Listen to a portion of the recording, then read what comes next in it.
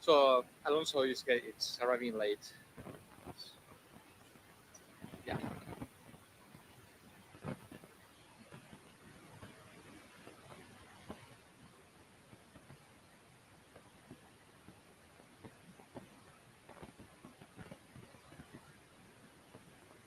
Testing, testing. Could you test to make sure that this is being picked up? Hello, hello, hello. Awesome. And the YouTube.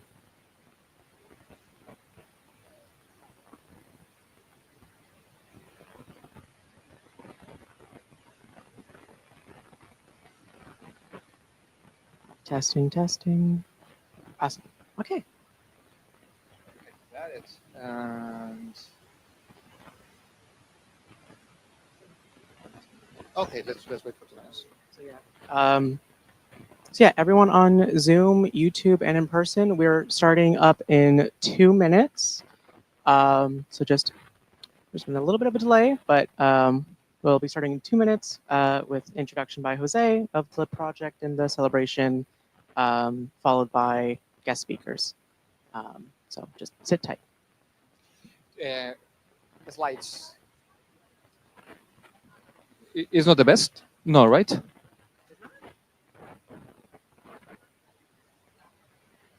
What about this? Better? It's like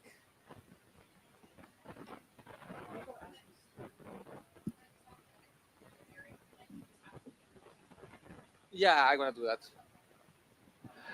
Hello. Ah, that's better. This one is okay, right? Yeah.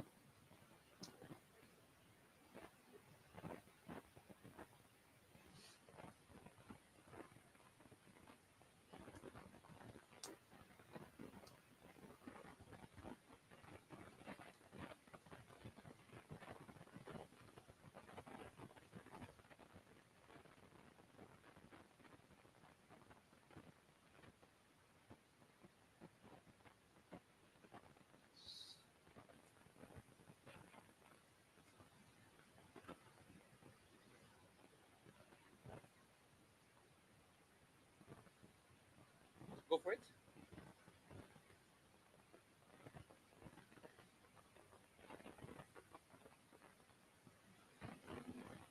Marinia, do you think now it's okay? Oh, okay, yeah, I was thinking about that. Oh, okay, let's do that.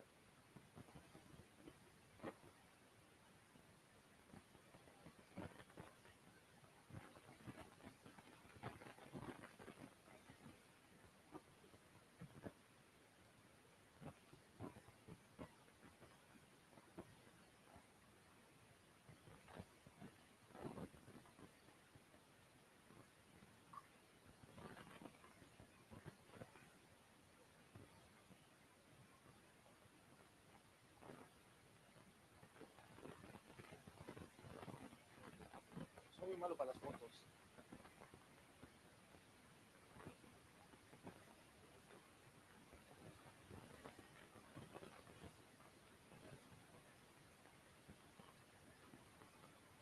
Ready? Perfect. Okay, hello everybody. Hello, my friend Howard. Howard, I seen you here. Put a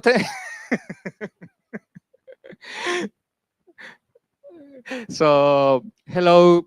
Um, My name is Jose Alaves. I'm a postdoctoral researcher here at Healthy Regions Policies Lab at the University of Illinois. And I want to welcome you to this SDOH Place End-of-Year Celebration.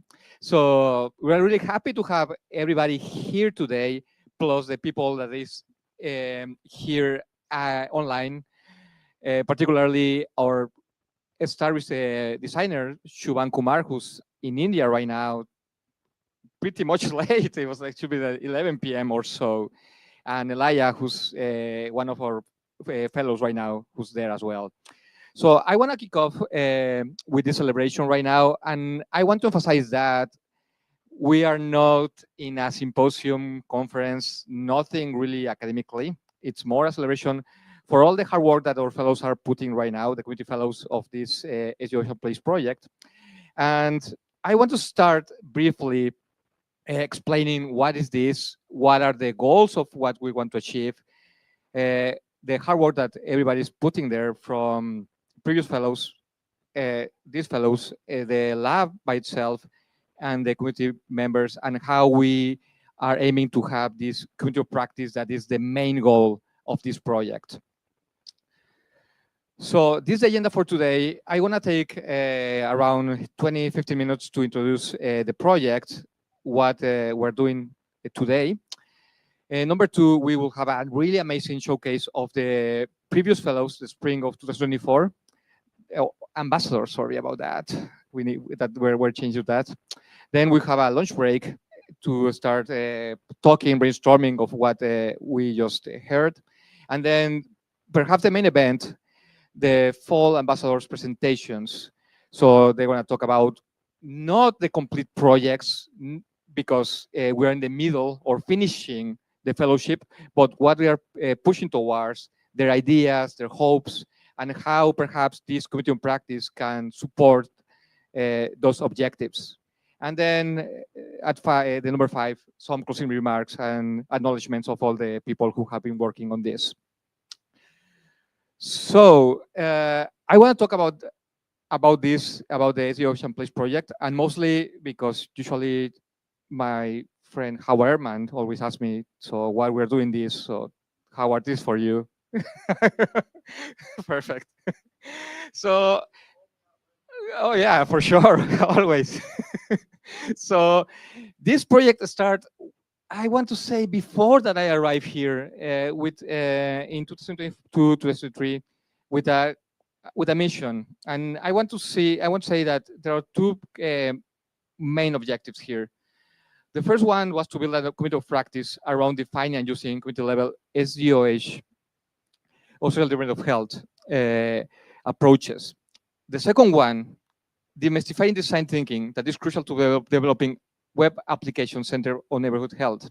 Usually when we're talking about designing, creating tech applications, there's a vertical way of thinking about that. We go to the lab, we go to nonprofits, we go to people who know technology, and we just tell them what we want them to, what we need. But in this idea of the SDOH project, we want something more holistic, something that is more horizontal, a conversation. And that's why we start thinking about design thinking in different ways. That mission create a vision, and this vision it's built in 4 different approaches. The first one, and it's really important what we're doing here, is develop a new toolkit to work with place-based SDOH data and develop apps, and a new search platform of discovering SDOH data. Both of them, the new toolkit, and as I will talk about that, the toolkit is already there. It's what our fellows are working with. The discovery platform, it's almost complete. It looks beautiful, and hopefully you will have a chance to interact with it soon enough. The second one, and that's key of what we're trying to do here, and perhaps the one that I really proud of and trying to build, is building community to discussion of finding SDOH, environmental justice, and SDOH data. As I said, community is the trigger, is the core of this project. It's not about academic fulfillment. It's about how what we are doing here is going to have an impact of what is happening, not just neighborhoods, not just Chicago, not just the US, perhaps thinking about all these limits, all these borders. Number three is engaging in new collaborations and applications towards design justice. And when I'm talking about design justice is the idea that everybody here, everybody in the world is a designer. You don't need to be paid, you don't need to have a degree to consider yourself a designer. Everybody has the right, everybody has the ambition, everybody has the knowledge to design and think about it. And number four, breaking ground in developing new types of infrastructures and tools to support this work. All these visions were crystallized in these two projects. As I said, the data discovery app that is almost complete, and I don't want to put, but I want to put a lot of emphasis on the amazing work that our engineers, designers, the team in general are putting there. It has been amazing. And the second one is the toolkit. That is the one that has been developed. We have tons of feedback from tons of people, mainly our fellows that are presenting today, and also we are getting feedback from our current fellows, the community organizations that are working with the toolkit right now. But what's the toolkit? Well, the toolkit starts with different parts of the process of how we develop an application. And I want to just to think about these 6 amazing figures, amazing art that Andre, our artist, created, and just start thinking about how the conception of it was well beyond the technological aspects of creating an application. Of course, we have app development, we have research and analysis, for sure, but we have other things. We have planning, we have human-centered design, spatial data wrangling, and lastly, sharing your prototype. So there's, for sure, tech aspects, but there are other things that we call non-representational aspects of perhaps what Maria and I will try to put something there that we try to conceive, the post-representational, phenomenological. We're trying to bring this part to the core. This plan then was conceived, planned, scope in 7 modules. Each module explores different parts of what I talk about. And we're going to do something a bit meta today, because since our fellows or ambassadors are almost completing the toolkit as I speak, today, this Saturday, we're going to have Module 7 live with Mark, who's going to present it. And with that, we're going to close the this spring fellowship, or fall fellowship, sorry. So that's where we at, and that's what we're going to do today. So with that, I just want to welcome you once again. And I want to welcome our first SDOH and Place Community Fellowship. They're going to present and create this bridge between what happened this fall, what they did, and how they have been continue working after they complete the fellowship, and how perhaps start creating this community of practice between what they did and what the community of organizations are doing right now. What I want to emphasize with this part is that our first fellowship was full of really amazing, driven ambassadors. But what we noticed is that most of them were in research or academia or other nonprofit organizations and health providers. And we really ambition to bring community members, communities to this fellowship. And we did that in big part asking for support for the communities that we work previously in other projects. All this trust that we built together, all this work that we put together for a year or so, and we said, like, could you help us? Could you support us in this dream that we have in terms of the building this toolkit. And I'm really happy to see the response of our partners, our friends, our colleagues. And now the second SDOH Place Creative Fellowship, it's here. We have 9 amazing fellows. Most of them are non-academic, representing 4 amazing driven community organizations in Chicago. As I said, they're about to complete the fellowship. Today, they will complete them officially.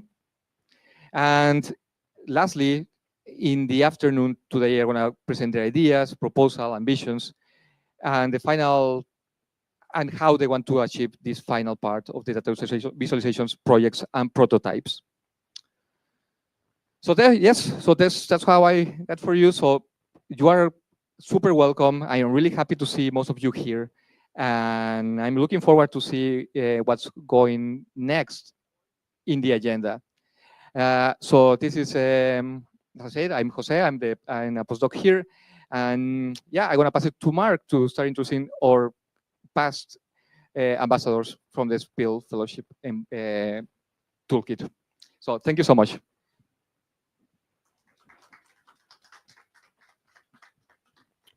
Alrighty, bear with me really quick. This is your laptop. All right, bear with me really quick while I change screens. Beautiful, perfect, and easy. There we go. All right, good morning. So we will now begin with our first guest speaker. Again, all of the guest speakers of this morning. Oh, yes. I'll fix that later.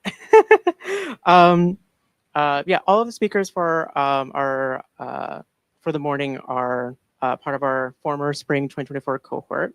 And we're going to start with Alex. So Alex is a PhD candidate at the University of Illinois Urbana-Champaign, and he will be giving his talk on Cyber GIS for scalable spatial accessibility analysis. So you would come on up.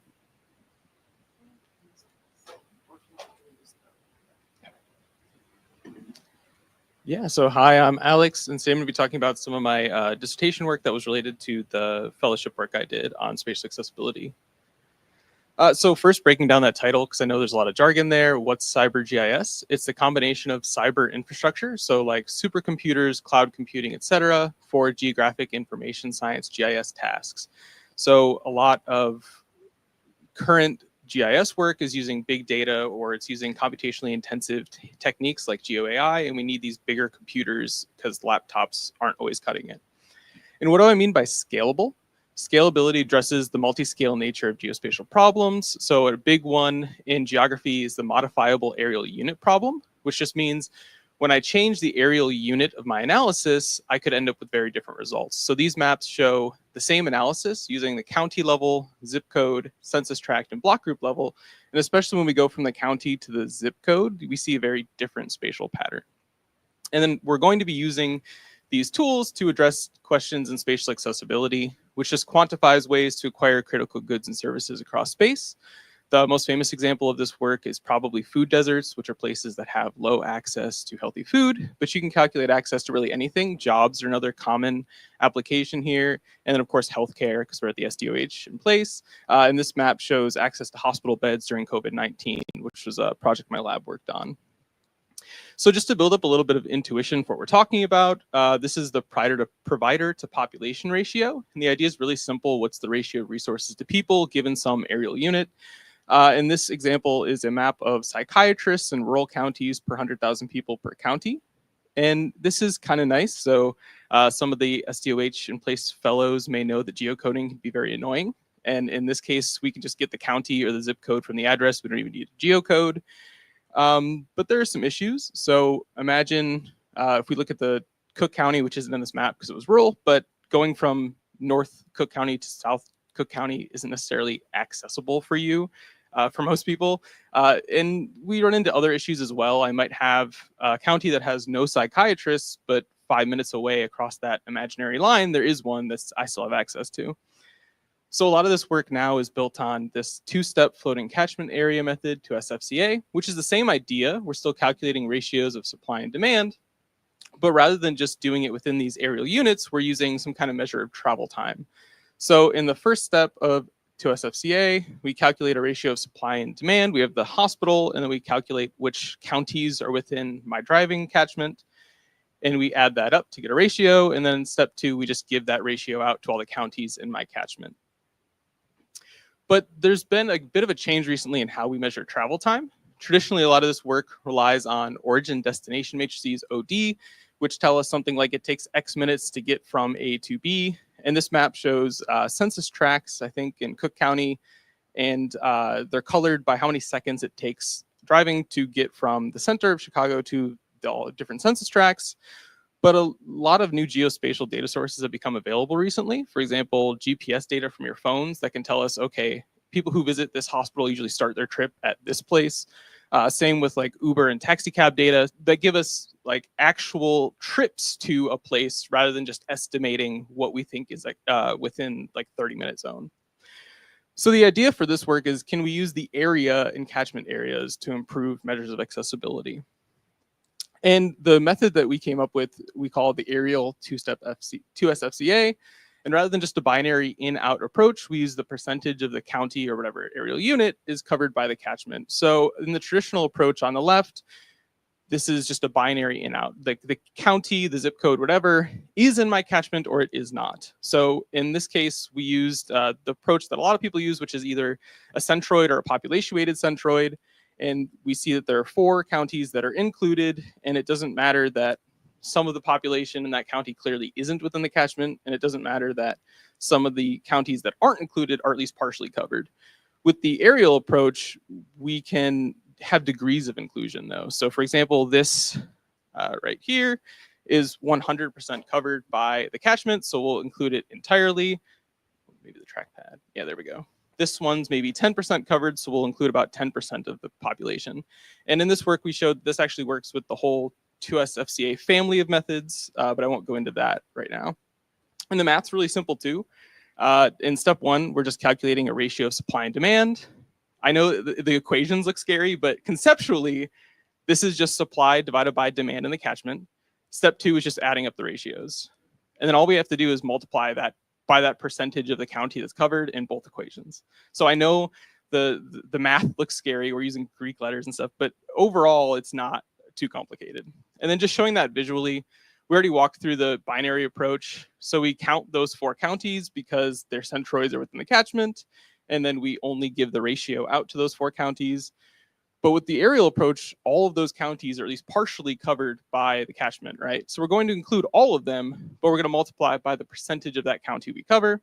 And then again, when we add up those ratios, we're only going to multiply by the percentage. So that county that's completely covered is going to get a value of 1, and the county that's only partially covered will get a value of about 0.1 times the ratio. And for our case study, we looked at access to hospital beds in Illinois using 2019 American Community Survey data, and then our hospital data set was from the Homeland Infrastructure Foundation level data. There's 201 hospitals in the data set. And then because we're interested in this modifiable aerial unit problem, we used population data from the county, zip code, tract, and block group. So those maps that you saw earlier. And the number next to it shows how many of those units there are in Illinois. But of course, we also need to have those catchments that I was talking about if we're going to use the catchment areas. So for each hospital in Illinois, we calculated the convex hull on the road network for 10, 20, and 30 minutes from the hospital. And I know that sounds scary, but it's not, I promise. This map gives the convex hull for Carle Hospital, Urbana for 30 minutes. So what we did is the center of that red blob is Carle Hospital, and this is the road network from OSM around it. For each intersection on that road network, we calculated the driving time from the hospital to it. And then the red nodes are 0 to 25 minutes. The orange ones are 25 to 30, the yellow are 30 to 35, and the blue are above 35. To get the convex hull, all we have to do is basically put a rubber band, so that like pink shape around all of the orange and red nodes. And then we'll do this for 10, 20, and 30 minutes for all 200 hospitals. And this is kind of what we get. So this is access to hospitals at the census tract level using the traditional approach on the left, my approach in the middle, and then the difference, so A minus B on the right. So the first thing you might notice is there's a lot more gray on the left. So those are census tracts that are partially covered by a catchment, but their centroids don't fall on any catchment. So in my approach, we give those a dark purple. So it's very low access still. We're not going from 0 to high. That would be bad. But at least we're saying that there is some coverage there. The other thing you might notice is that green blob in southwestern Illinois. This is Greene County. So it's a little bit dimmer in the middle, and you can also see that from the difference. So it's very blue in the difference map. So that's because for this hospital, in my approach, we're including more of the surrounding population to help smooth out that extreme outlier, whereas in the traditional approach, less of the surrounding community is included. So on both ends of the extremes, the high and the low, we're kind of smoothing out those extremes. But we can also compare them statistically. And again, we did it for all 4 population levels. And we find that they're correlated, which is good. We're using the same data, the same conceptual method. There's just one small tweak to our methodology. And we find that that correlation increases as our granularity decreases. So as we use smaller and smaller areas, we get more and more similar results, which makes sense. The difference between the center of the aerial unit and the aerial unit shrinks as the granularity increases. But there are still some important differences. So for example, we can look even at the block group level. Maybe this is a 1 with the traditional approach and a 3 with my approach. So that's like a 200% difference, which will affect policy.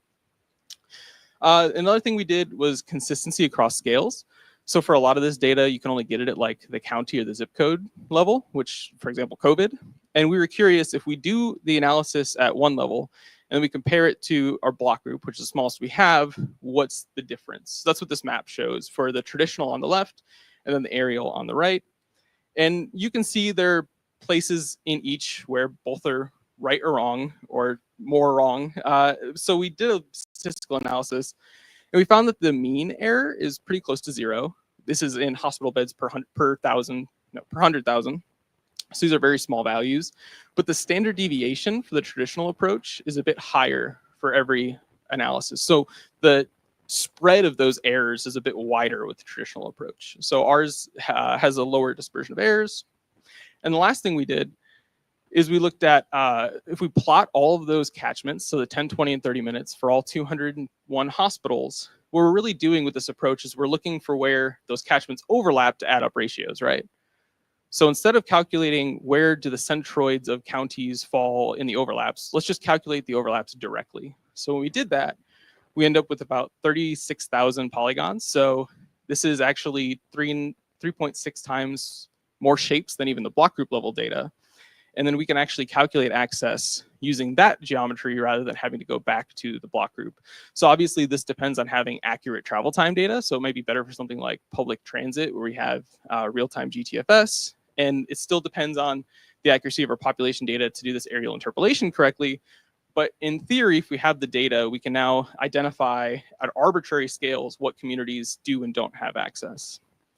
So yeah, just wrapping this up, I've introduced this method. We demonstrated it with the enhanced 2-step just to show that it works with the whole family.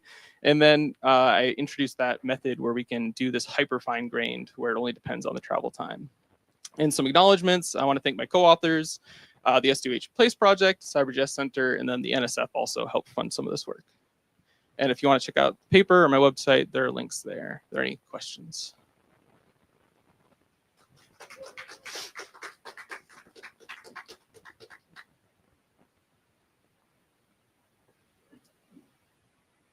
I'm sorry to bring out the math as the first talk. I didn't know I was going first. Yeah.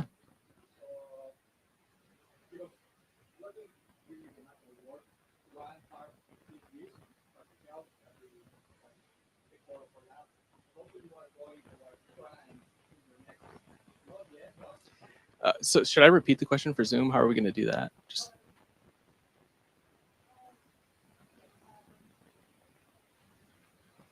Okay. Mm.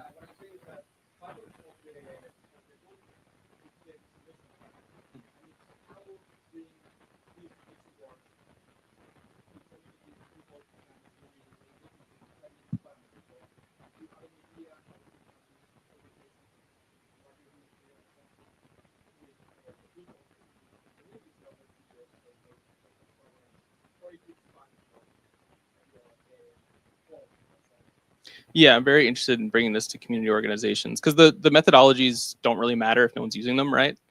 So, for example, one thing that we've talked about at the institution I'll be going to is looking at access to parole officers for people on parole and looking at how that correlates with, for example, recidivism rates. But also, this work looked at hospital access. And if anyone is interested and you have a cool data set, I'd love to look at it because that's kind of where I get a lot of these ideas. So I'm happy to help with any community organization trying to do this kind of work. Yeah.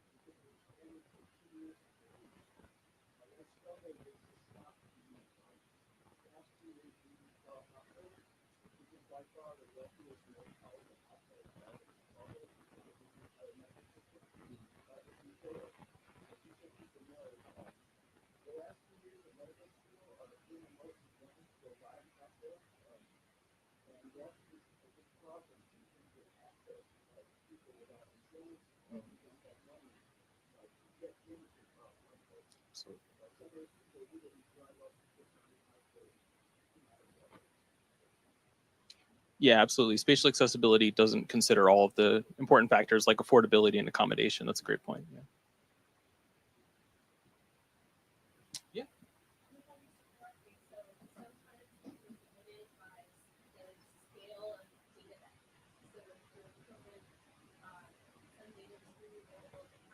Mhm. Yeah.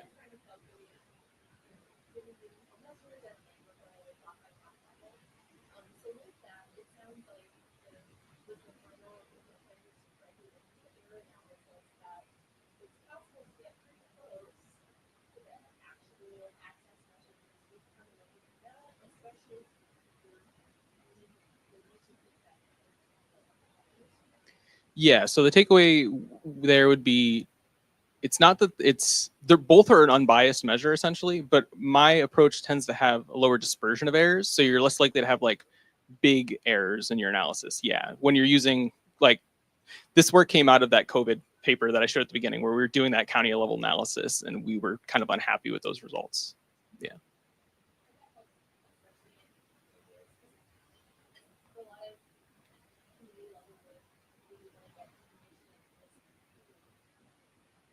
Mhm. Yeah. Yeah, that's a great takeaway. Yeah. Are we ready for the next talk or? Yeah.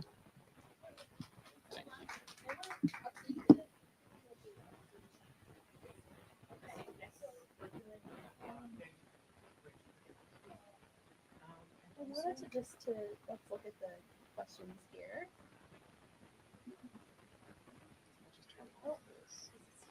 Oh, so this one's okay. Okay, so you're monitoring that, right? Testing. Yeah. I just wanted to move this down so that it's not blocking it.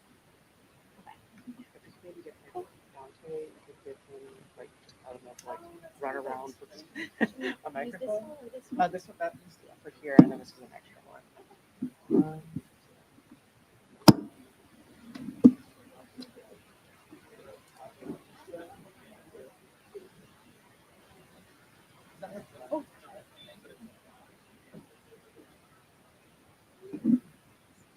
Sorry, everyone. Just 1 second. We're dealing with a little bit of technical difficulties.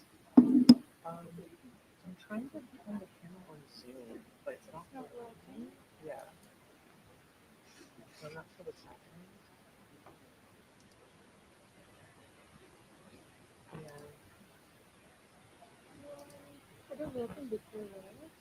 It wasn't working at all. Well, I checked on the window, they said it worked, but I'm not sure what's happening. It's not allowing it to this.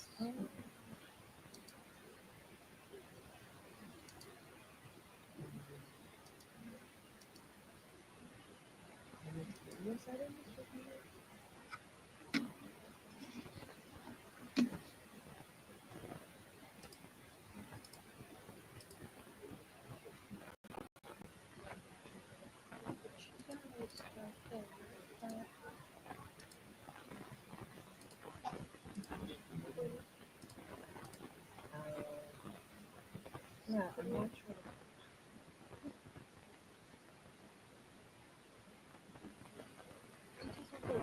I've been seeing this work. What do you think?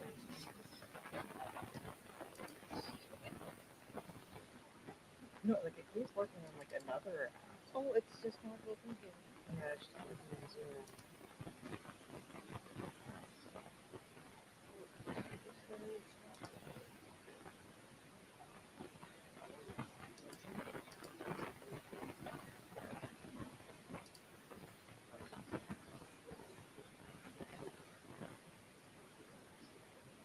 Oh, it's more like use my one application.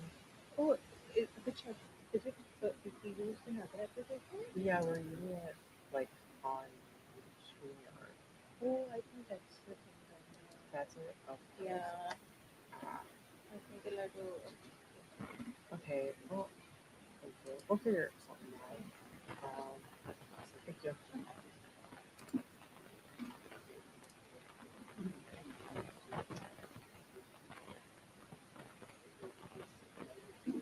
All right. So moving right along as quickly as possible. So for our next speaker, we have Beth Bayer, Executive Director of the Technology Alliance, here with us, presenting her project Hope, Environment, and Art. So yeah, you can come on up. So all you have to do is like hit the arrow keys. Yeah. Here's your Thank you.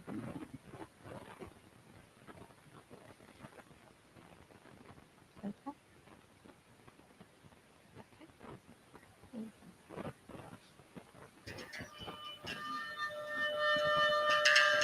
Okay.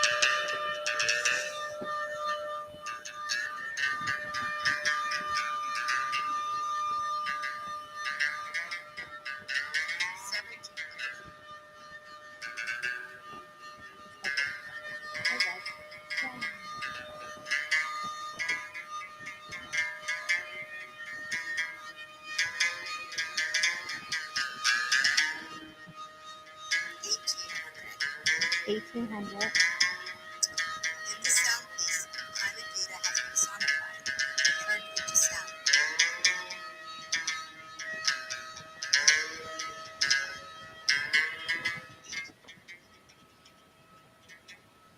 Okay.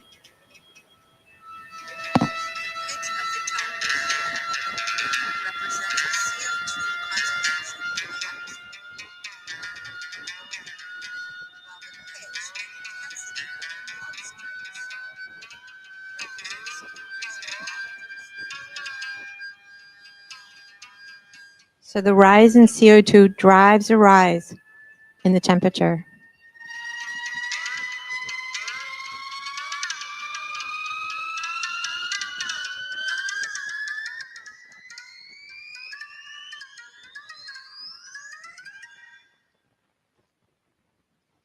So my question to you is, how does that make you feel when you hear those sounds?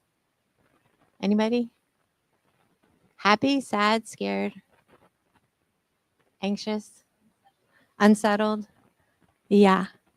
So much of the effort to raise awareness about climate change has focused on instilling fear and anxiety, the hope that people will take action now.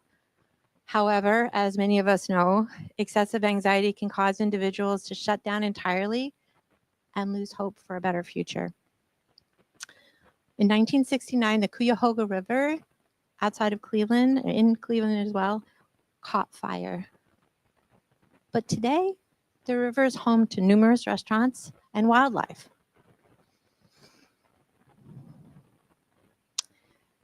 While much remains to be done, finding ways to engage people in climate action is essential.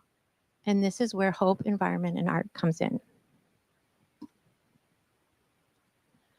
When I built my app, thanks to the SDOH and Place Fellowship, I started looking for inclusive spaces in Chicago to provide connections to this community and through an environment through art. And the thought was to link to resources that would allow people to access opportunities for climate dialogue and meditation and foster these connections between built space and communities.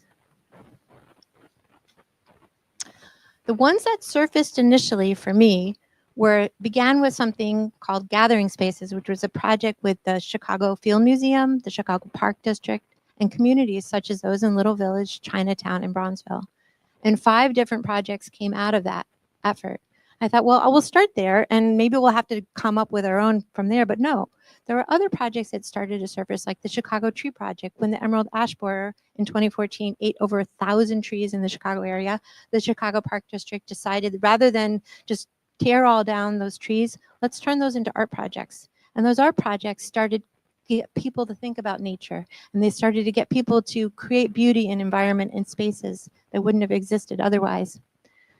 Chicago sculpture exhibits, I found a huge one on the shore, and one in many neighborhoods around Chicago, changes its exhibits each year. So different artists have the opportunity each year to get a stipend and to put their art into the community. And gardens, I initially thought, because in my neighborhood in East Lakeview, we have public gardens, but you have to be the first in line to sign up for a plot. And then that plot is guarded with a great big gate. So you're not really allowed in there. And so I was kind of like, well, I don't know how inclusive these gardens are. But then I began to realize there were a lot of gardens, such as the Laudato Si Gardens. The Catholic Church has promoted around its environment, but there's also like community gardens in the south side of Chicago. There's other ones that are really involving, like Love Blooms here is in the North Lawndale area, and they have a lot of community environment things going on.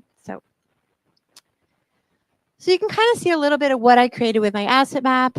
And I have the neighborhood is Chicago neighborhoods. It's actually from the Chicago Data Portal. So I learned how to import that into what is UMap right there, and then create these little icons for these different types of things like gardens and gathering spaces and trees.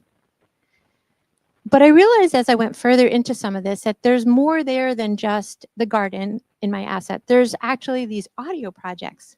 And one of the ones I loved was a living history project that was put together and focuses in this case on Jimmy Lee, who worked with Martin Luther King Jr.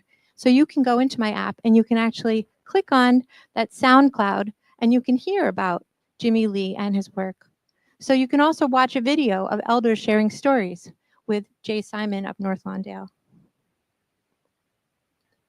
And one of the things that had the time, because I know our new fellows just had to finish up their project and go right into this presentation today, but we had a little bit of time to think about where did these assets start to surface in the Chicago area? Where don't we find community assets represented in Heat Chicago? And then what could be done to further highlight, because sometimes I'm not saying that we have everything that is there represented. So can we highlight things that are in other communities? Can we co-create possibilities? And might we be able to zoom into a neighborhood view? And this is where, thanks to SDOH in Place and their relationship with Instituto, we are starting to think about how we can work together to have their students and their teachers identify assets in the community. Are they green spaces? Are they artwork? Are they things that they are co-creating? And think about some of these bigger issues that we might want to have students use as they do their learnings, and how we can involve family in such efforts. One other thing that a lot of you probably are experiencing is in environmental justice communities, and in many places, because the NOAA standard is to actually, as it gets hotter, turn it redder. A lot of the communities are colored dark red for a lack of tree canopy cover or poor air and water quality. And one of the things I wanted to think about when I was thinking about hope, environment, and art is how can we highlight those assets in the community that we want to celebrate, the murals, the green spaces, the gardens. What kind of heat layer, what kind of GIS layer with possibly a different coloration could be used to highlight these neighborhoods and this art? And so some of the concepts I just wanted to go into briefly, because these are some of the ones we're going to start to explore with the teachers. And they involve place-based learning, something called eco-art or artivism, creating engaging green spaces, and community science. And let me unpack those a little bit. Place-based learning is sort of this concept. I mean, here we are in Chicago, but who was here many, many years ago?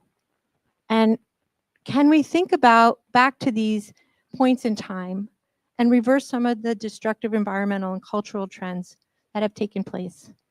And so if we kind of know where we came from, we kind of know where we are now, we can start thinking about where we want to go in the future. And I think about just talking to Phil Nicodemus, who is the head of Urban Rivers, yesterday, about them harvesting mussels upriver in the Chicago River. And they're actually taking little eggs into a fish lab and actually growing these little mussels that they're going to attach to a fish. And that fish will then allow it to grow further enough that they'll become little baby mussels that this spring they'll be able to put out into the Chicago River behind Whole Foods, just south of North Avenue. And they're not just going to be starting an ecosystem, but these mussels are mussels that are native to the river, so that's good. They're not like zebra mussels where they over-filtrate the system. They actually will filtrate the system just enough to start getting that water quality up. So we start thinking about what happened before these big floater mussels is what they're called, where we're actually working well in the river. We think about now, we think about the future, and we think about how can we kind of bring ecology together with culture and economy to create a new future. Artivism. I actually wrote a little bit on this one. Artivism is the use of art to create change or communicate a message. It can be a powerful way to connect with people and resonate with them on a different level. And the term artivist is artist and activist, and uses their artistic talents to fight and struggle against injustice and oppression by any medium necessary. The artivist merges commitment to freedom and justice with the pen, the lens, the brush, the voice, the body, and the imagination. We see this all around the Little Village community, and so that's why when I start thinking about Little Village and Pilsen, I start thinking, could we take our students out into the community? Could they interact and learn from people that have come before them? And will they be inspired in certain ways to create their own art, to share about their own experiences? And so this is something we're just beginning to think about making happen. The other thing that really came out a lot, this is more generally speaking, is this whole concept of green spaces as it relates to health. And the idea with the green spaces is that they feature natural vegetation and they use natural products such as the weaving you can see with the Laronda paracata. Those are all natural, basically, I think it's some kind of hemp that they use to put together to create these beautiful spaces. So people can come together in these spaces. They bring together scientists. They bring together people. They just did the Dia de los Muertos exhibit this fall. The other thing I love is community science. And I've done it like a ton of work with kids on water quality, counting birds, all this other kind of stuff, really super fun stuff. But what I loved about this last project, these pictures here, this is a whole project that's thinking about innovative approaches to environmental communication, saying that we need these. So within a co-created science project, a case control study was conducted to determine whether data visualization type could impact participant scientific learning, emotional response, behavior outcomes, and environmental action. And they talked about two different ways. One is just with the static booklet, and the other is an interactive environmental art installation called Ripple Effect that's paired with a booklet. The results indicate that environmental art can not only communicate complex scientific data effectively, but can also overcome barriers associated with traditional science communication by affecting people's emotion and memory. And I have you think back to the very beginning of my presentation and how that sound made you feel when it popped at the end. So thinking about how we can be more creative in the use of our art, in our sound, in our visuals to bring things together. And so in this particular case, they have different sound stations and you can hear whether water is more contaminated, or you can see on the diagrams and kind of bring those two together and help work together towards solution. So what we're starting to do now, and we'll talk a little bit more about this afternoon, is we have some teachers at Instituto, and we're going to be going deeper into some of the key concepts that I introduced. We're going to have the teachers and the students explore neighborhood assets. I had a chance to work so far this fall with Jose, which has just been wonderful, thanks to support from Rooney and the HIRAP lab. And we just talked to Maribel, who's the principal yesterday. And so we're going to take people out on a tour and we're going to see what they feel is important. And it may start in their own cafeteria, because there's a door that has sort of an artivism mural on it. I haven't seen it yet, so I'm excited to look into that and learn more. And then we are going to look to determine future partners and funding. I really am interested from a scientific perspective into means to quantify these communities that are incorporating heat. So what are we going, how many murals do we have? Green spaces, are there ways that we can use coloration to kind of bring that together? And can we start to not only do it from a quantitative, but also a qualitative perspective? Can we collect stories of how heat enhances community and climate resilience? Questions? Yeah. Howard?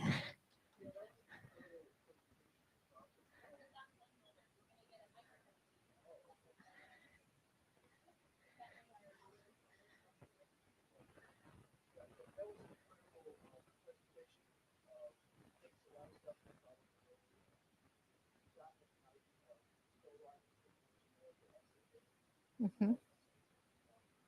Yep.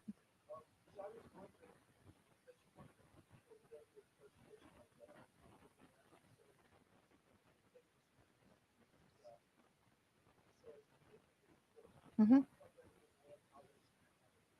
Yeah. Mm-hmm.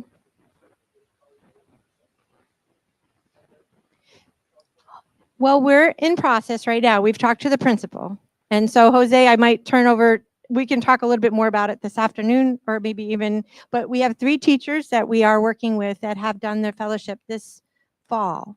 And that is where we're going to start. They have an after school program.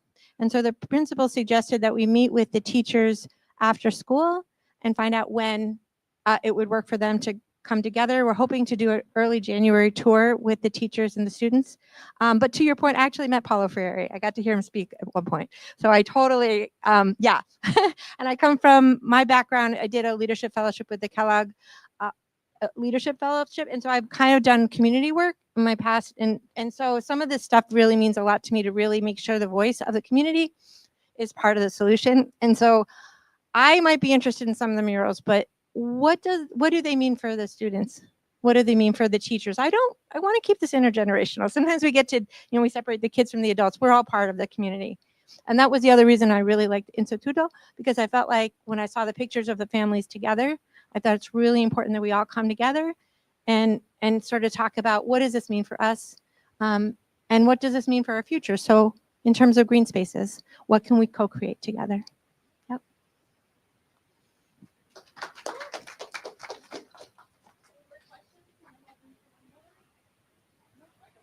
Sure, Jose.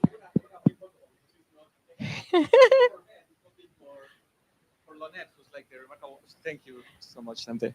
So, Lonette, you and I, we have been talking about going, for example, to Lawndale and Benito Juarez and do this kind of thing. So I was wondering if this resonates with the conversations that you and I have or had before. Yeah. Yes, Jose, this definitely resonates with the conversations that we have. As People's Response Network, we believe in popular education method, bringing the education to the students and also making sure that the students and the faculty have equal participation in creation. So this definitely is up our alley. Thank you.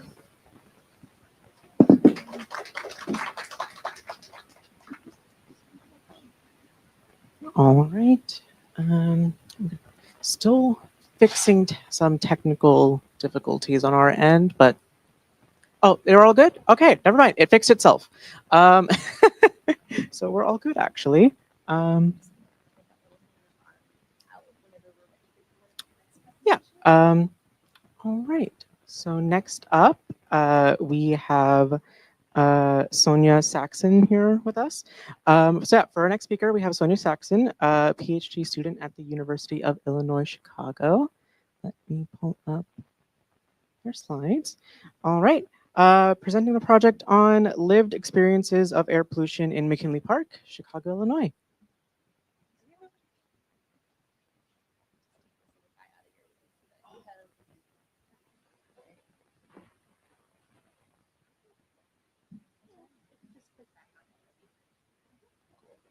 You can use the arrow keys right here.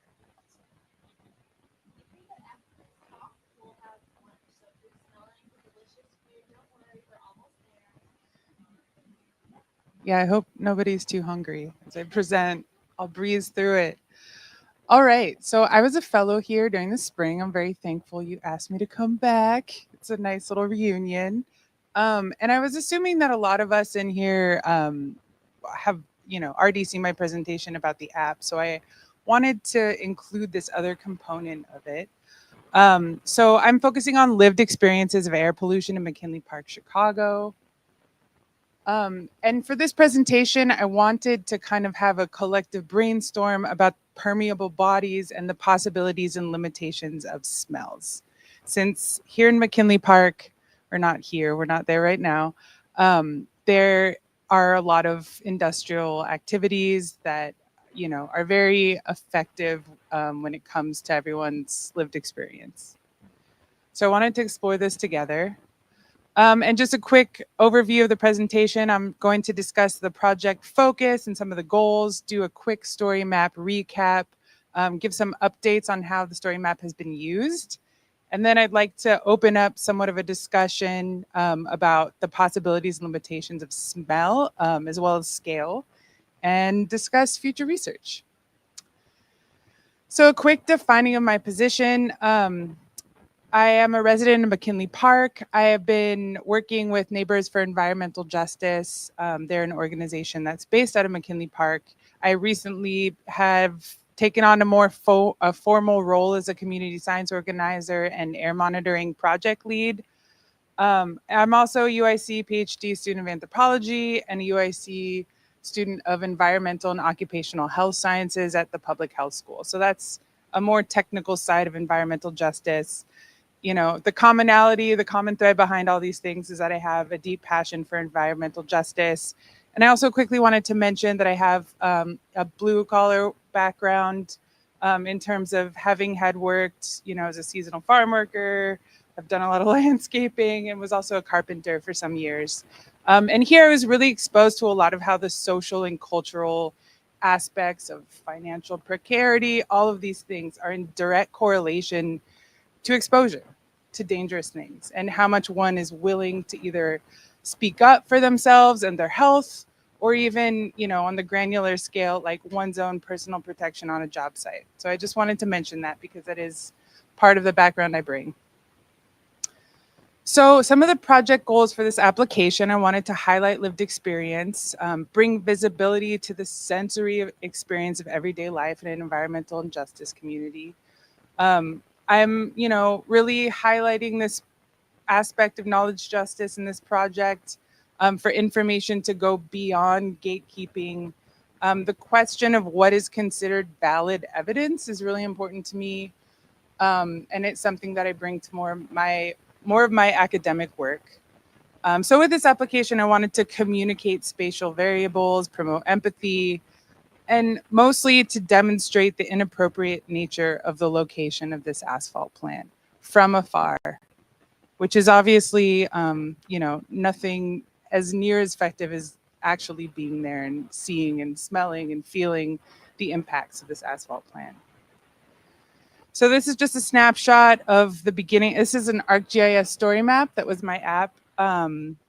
So this is, just the front page of what you see. I ended up using this map as a platform for the organization's work in trying to get people to understand like a very tangled, involved history of how this asphalt plant came to be here in the first place, as well as lived experiences of the air quality. So I hope that QR code works. There's a link to the story map itself.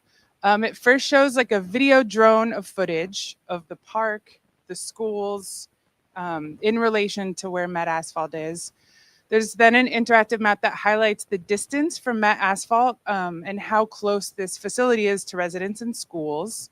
It then shows street views as if you were in front of Met Asphalt looking to the park that's across the street, and then vice versa, as if you were standing at the park looking at Met Asphalt. There's then an or matte asphalt timeline for context of how they became there in the first place. And number 6 is really the highlight for me. It's a map of 311 air pollution complaints. Or no, I'm sorry, I skipped number 5. So number 5 talks about the lived experiences of matte asphalt. And I drew from 311 air pollution complaints. Does anyone know about 311 service request in Chicago? It's a thing in Chicago. I'm sure you all know about it. So with these service requests, basically anyone can report in whatever detail they decide to their experience of a nuisance odor, whatever they would call it. And McKinley Park, because of a lot of the advocacy work that N4EJ has done, you know, has been a site where the complaint frequency is very high compared to other parts of the city. A lot of that is because N4EJ was highlighting this 311 service request as a tool that people could use to report their own experience. And I just wanted to be very clear about the fact that the city calls this data messy. When I say the city, I'm talking about the Chicago Department of Public Health, their technical partners that have tried to create reports about these kinds of environmental justice issues. And a lot of the times when they're using that information, they'll point to the complaint frequency, especially in McKinley Park, as a weakness or as a place of, what's the right word for it? As a place of contestation. They're trying to contest the fact that there was that frequency because, you know, they basically tried to frame it as environmental fraud. Because of variables like, oh, one person made this complaint multiple times, so it must be just them trying to get attention going. And I just wanted to say, as someone who's made a complaint multiple times, you smell that smell of burning asphalt multiple times. So I just wanted to make sure that that's crystal clear. You can see a lot of the details of these complaints. They're public records. You could also FOIA for them. You need to be very specific in a FOIA if you want to see the details about the complaint itself.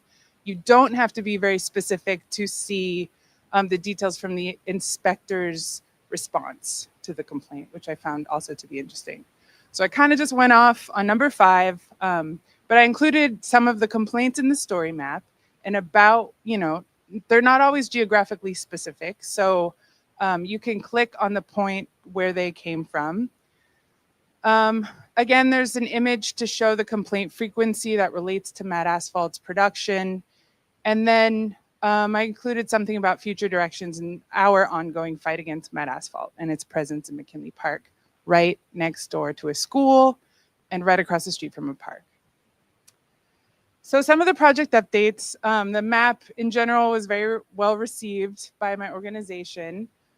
Someone was hoping that we could change the URL of it to make it pop up sooner and more clearly if someone was to look for any info about matte asphalt. So we're like, can we get matteinfo.com, which unfortunately isn't possible in the context of our GIS story maps. So it's been very useful. I've shared the story map, shared the link during multiple N4EJ presentations, whether they be on Zoom or in person. This is something that I can use as a guide to give context and history to students.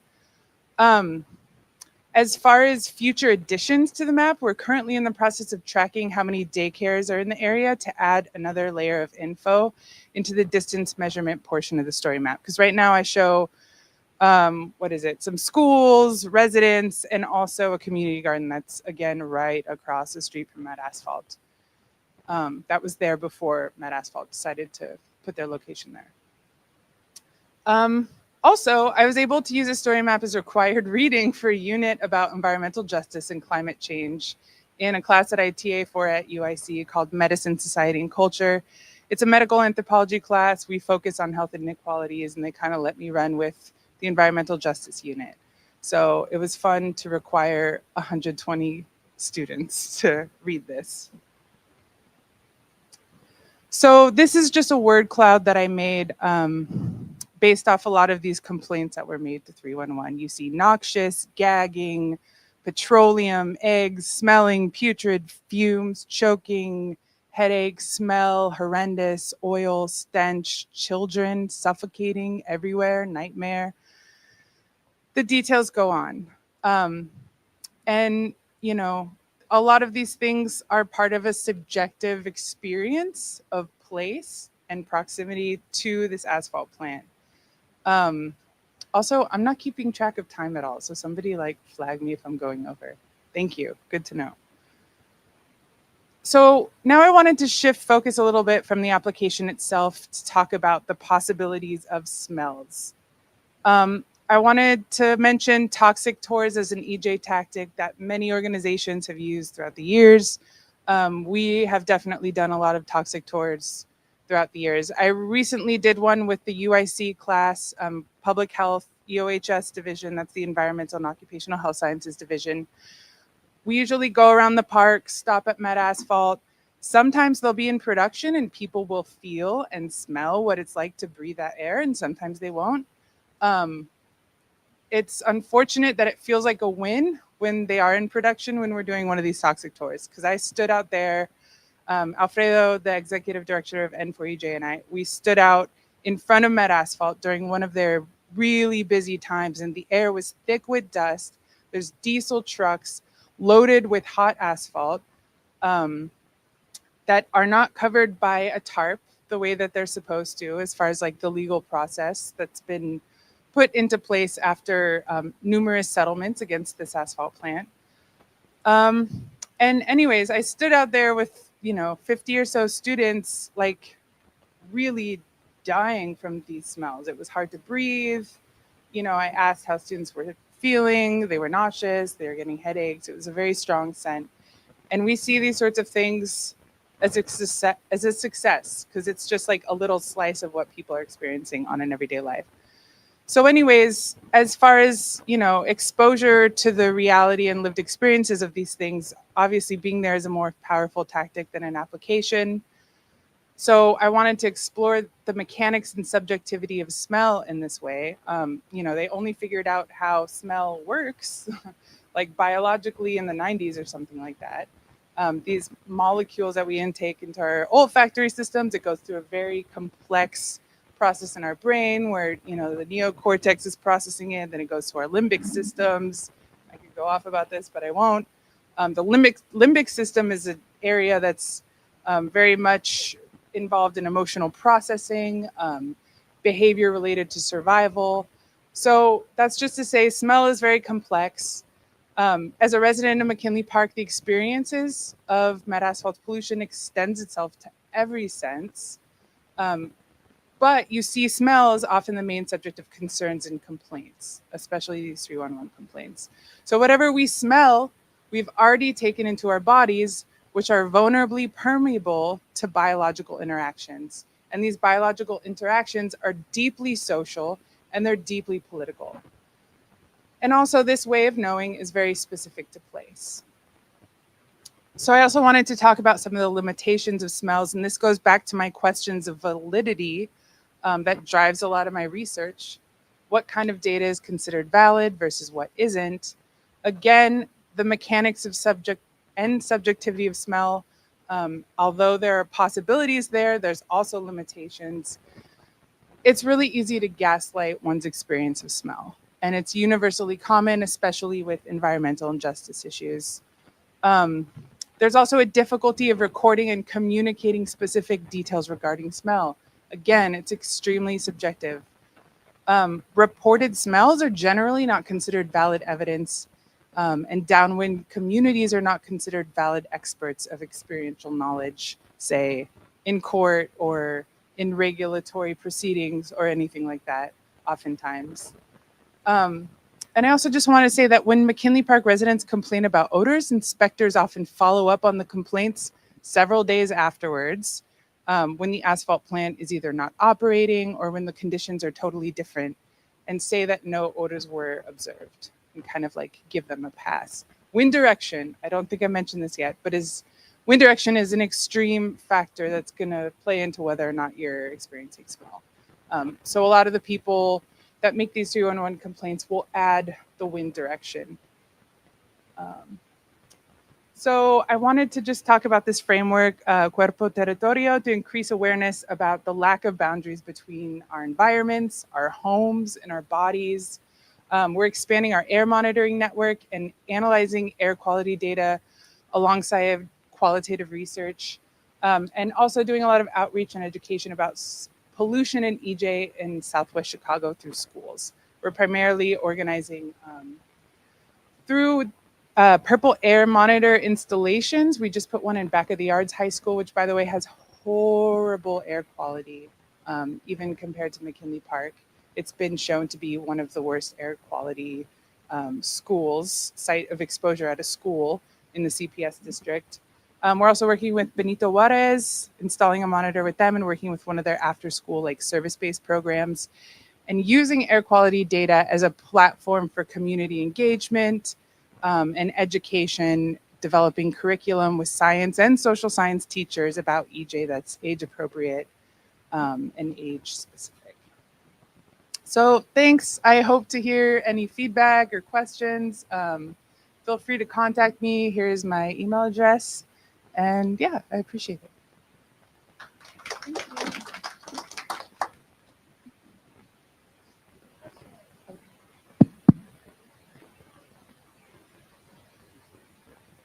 I'm reminded of a Super Smeller project. I don't know if you're familiar with Dave Kern. He studied his first PhD at U Chicago, and what they did was they used different smelling sticks, and they could actually come up with measures of how good of a smeller somebody is. And so I'm just wondering if that might, when you talk about the smelling, I think of that a lot myself because I'm one of these people that really is affected by smells, but I also lost some of my smell during COVID. So it's been like this whole journey. Anyway, this is something to think about because I really think there might be ways that you could quantify this person is a very good smeller. This shows it, and like you can't just dismiss us. So great work. Yeah, just for like, because I also noticed in my heckness the comment that like smell is subjective, and like while it is correct, like definitely, I might have to send you some resources that like I have, because in the sensory and perception field, there's been like a lot of research on like sort of like that like phenomenon of, like, is your blue the same as my blue? So like there's like plenty of research already on like things like smell and taste, and it's been, while there is subjectivity, there is like sort of like a a pattern that humans generally tend to follow. So I might have to send you some stuff when I have the time. But yeah, good stuff. Thank you. Please bring that on. I think that's like a blind spot in my research right now, where it's stuff that I'm just beginning to interact with, like outside of the capitalist political economy of all of this. So sorry, I just realized I didn't even ask you a question. I just had a comment. So it was I perfect. did a little bit of a taboo, but yeah.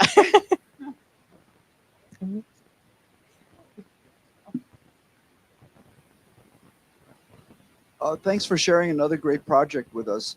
I guess the question I have is two questions. Has N4EJ kept its own database of smell calls to 311? Do you have your own database? Yes. Okay. So how are you using all this to move or close the asphalt plant? In other words, like I assume the goal is either to move matte asphalt to a like we talked about at the beginning, in a place where there's not a lot of people, like the middle of what used to be the stockyards, and or close it. So how do you see going from this great project to getting to that point? That's a really great question. And I try to proceed in this work with hope, but it's hard seeing the patterns of gaslighting that happen within the context of how the city, CDPH, who's responsible for responding to these specific complaints, like on paper reacts to these complaints. Like I said, a lot of the times it's being dismissed by the inspector that comes, or having it be signed off. So as far as visibility and like actually affecting city governance right now, that's something that I think every EJ organization, especially we, are struggling with. But let me tell you this, one of our tactics, Anthony Moser, has been to create reports that are very clearly laying out, again, through FOIA reports and communications, how the city is responding to these complaints and how the city's own contracts reflect a total disregard for environmental regulation, and a lack of follow through that is technically breaking their own rules and processes. So I love that question. It's a very valuable question. We're hoping that by making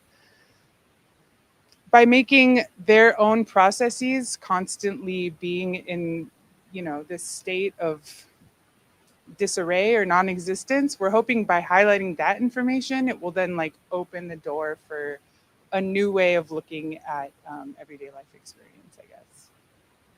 So just for people who don't read the Sun-Times every day, I would encourage everybody to look at the article yesterday about the firing of one of the most important collaborators from the city of Chicago in my lifetime, Raid Mansour, who was summarily fired because he was too collaborative with communities like McKinley Park, Little Village, Pilsen.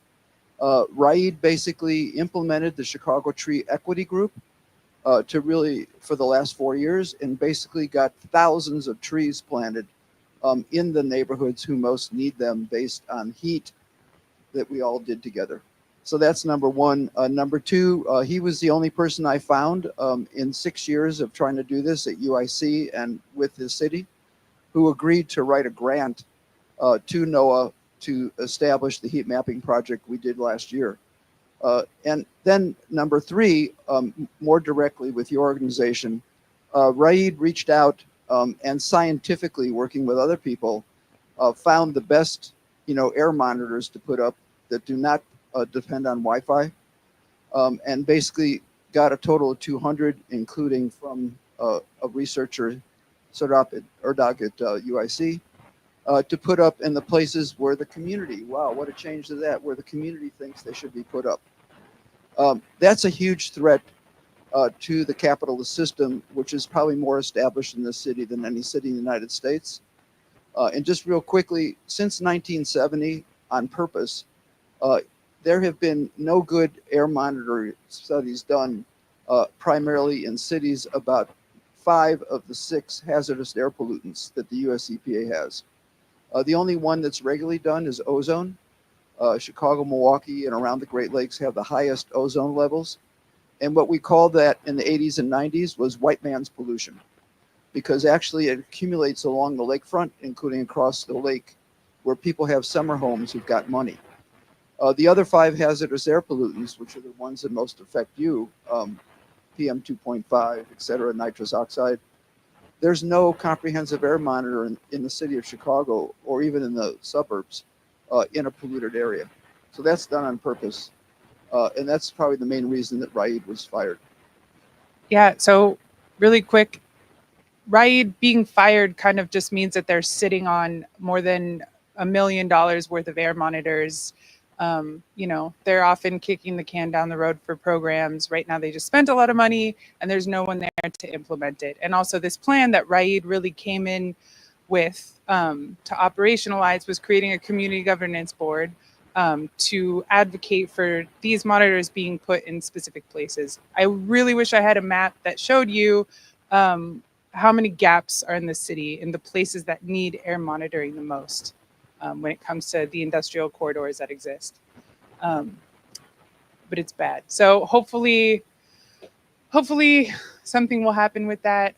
But yeah, definitely that article was a good way to kind of, get the vibe of this administration's environmental justice action plan. Yeah.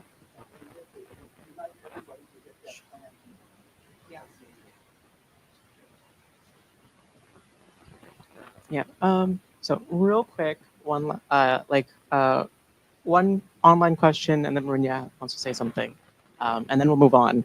It's a great conversation, but so Elijah Griggs, one of our Fall 24 ambassadors, asked online, could you see a possible citizen science opportunity for these communities to have in the future related to this issue? Yeah, I didn't have that much time to talk about the air monitoring program that we're doing. But yeah, we're installing these purple air monitors. There are a lot in Little Village. They're viewable as real-time data online. I would consider that like a citizen science air monitoring project. As a researcher, I've thought about a lot of different forms of gathering qualitative data and making that part of a citizen science project.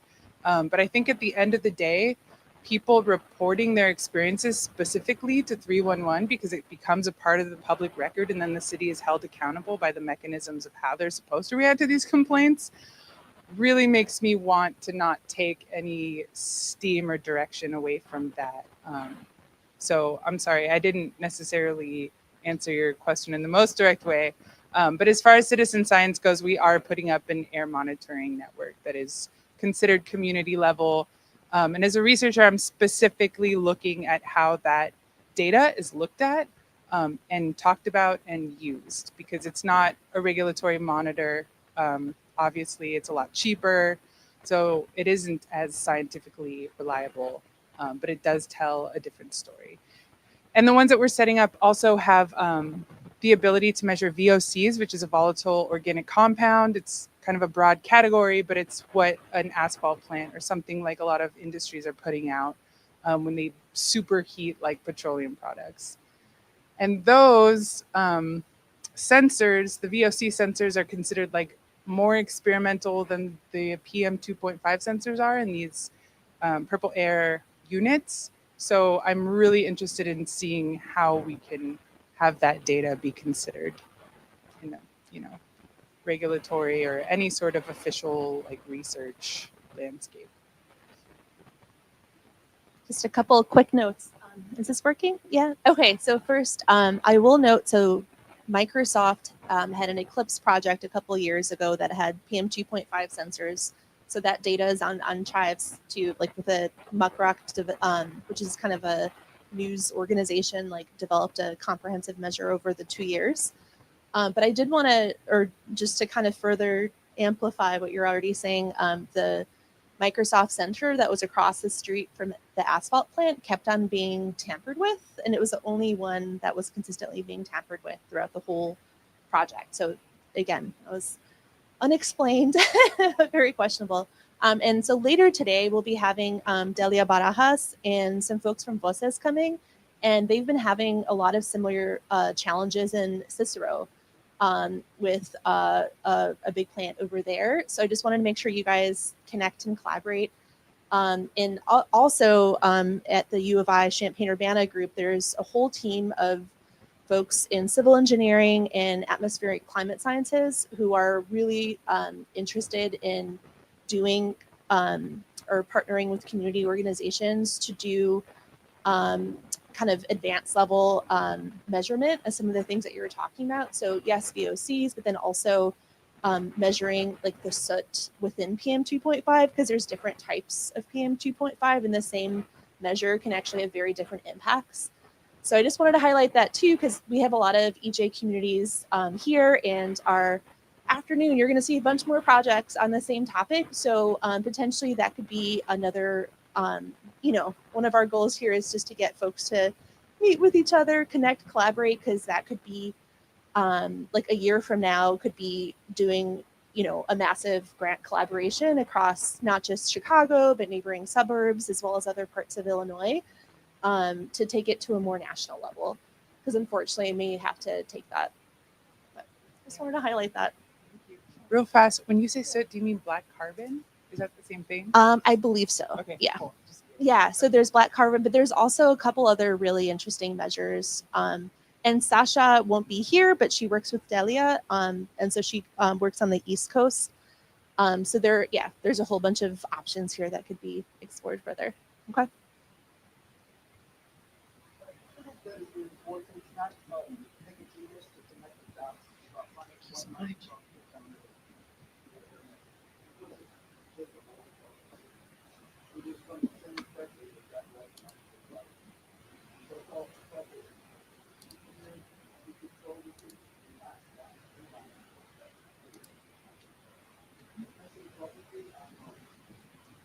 fortunately, there are satellites coming out that should be online in about 2 to 3 years that will be measuring this at a outside at a so yeah, we will overcome. We will sense it one way or the other. Okay. All right. So, great conversation. We're gotta move on. So we're gonna do a real quick like bathroom break / test the Zoom to see if it works break. Um, she's online. She's presenting online. Yes. So we are going to test the Zoom real quick to make sure that Latrice can be heard and presented. Just as like a side note, Latrice did let us know that she is suffering from laryngitis. So if she sounds quiet, that might be why. But you know, she's trucking along and really wants to present. So we're very appreciative. While I know everyone is hungry, I'm hungry too. We do ask that you wait until the end of Latrice's presentation to begin serving yourself. The food will still remain hot. We have like heaters in the back, so no, there's no concern about that. We just want to make sure that, you know, everyone still be respectful of our speakers while they're presenting. So we'll be like back in like 2 minutes, just about. So feel free to use the restroom, and when we come back, hopefully we'll have Latrice on.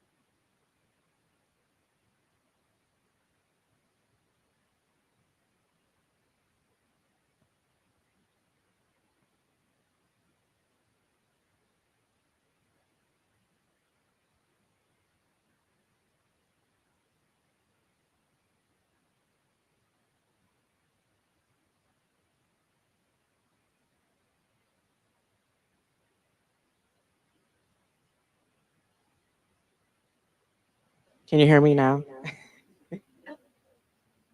Okay. And can you hear Latrice? Latrice, can you speak again? You can hear her? Yeah. Okay. Yeah, she sounds good. Is that good? Latrice, your probably because of my computer.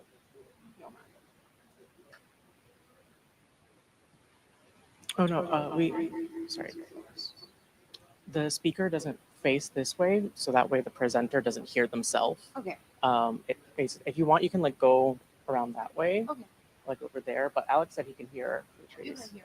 Okay. Yeah. Awesome. Then I guess. All right, let me configure the StreamYard. Though I think it should, if I just make this the full screen, right?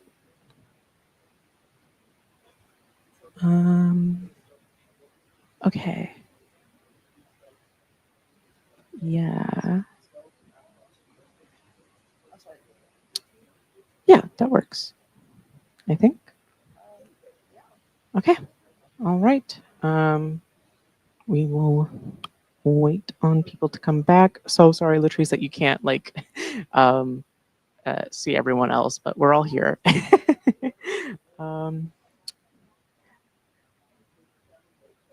Oh, hold on. Let's like move that way so that I can hear her. Sorry, what was that again, Latrice?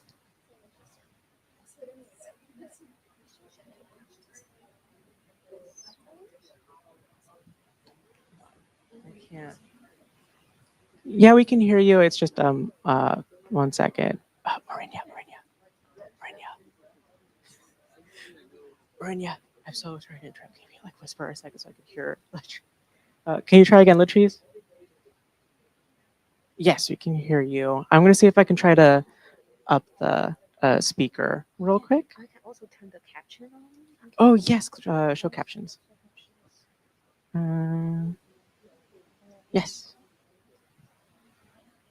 Yeah, we also open the closed caption. Hopefully that helps.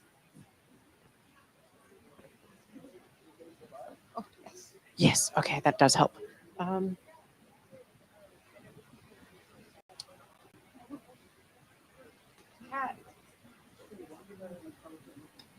The student.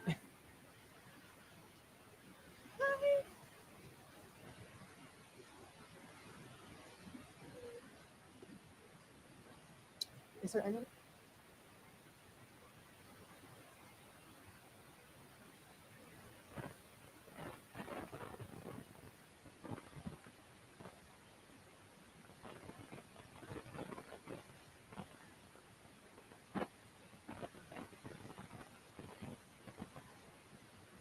All right, Latrice, we are currently like having them like increase the speakers, but once that happens, you should be good to go.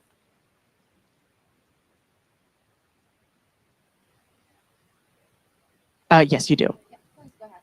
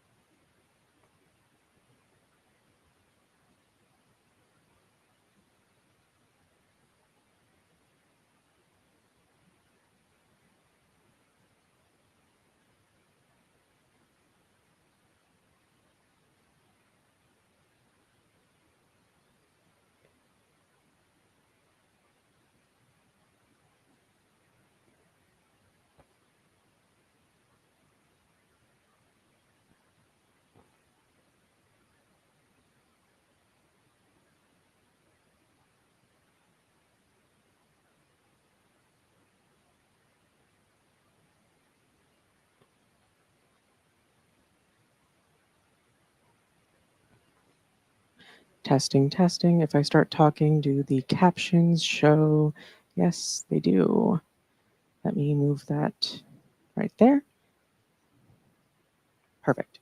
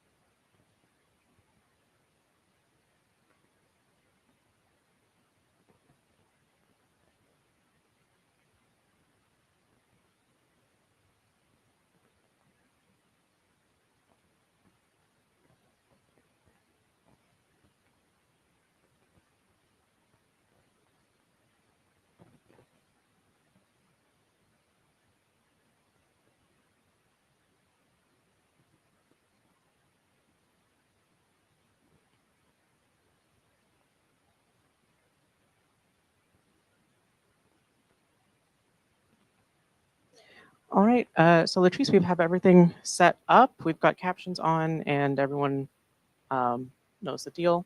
Are you ready to present? Okay, awesome. All right, let me bring out my script. All right, so welcome back everyone as you are slowly coming back in from the bathrooms or wherever you are stretching your legs. So for our final presentation this morning, we have Latrice Landry, instructor at the Paraliman School of Medicine at the University of Pennsylvania. She is joining us over Zoom to present Strive. structural racism identification and vulnerability evaluation project. Just a little note, please make sure to keep conversation at its minimum so that we can all hear Latrice. And we have closed captions on just in case anyone still wants to hear her. But yeah, without further ado, I will pass it over to Latrice.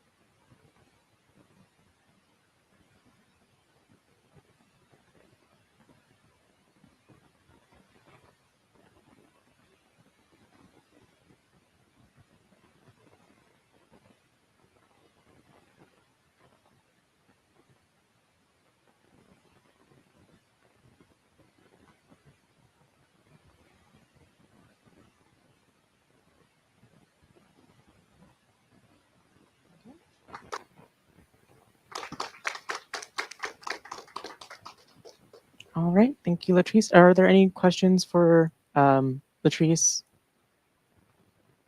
Real quick. Oh, we're in. Oh, who wants to go? Okay, let me pass it over to Jose. So Latrice, first of all, thank you so much for this, for everything, for your presentation, but also to bring so much rich ideas to the fellowship, but also for my own research. I'm amazed right now how what you're bringing to the table really resonates with the colonial perspectives from Latin America and the cartographic perspective from that.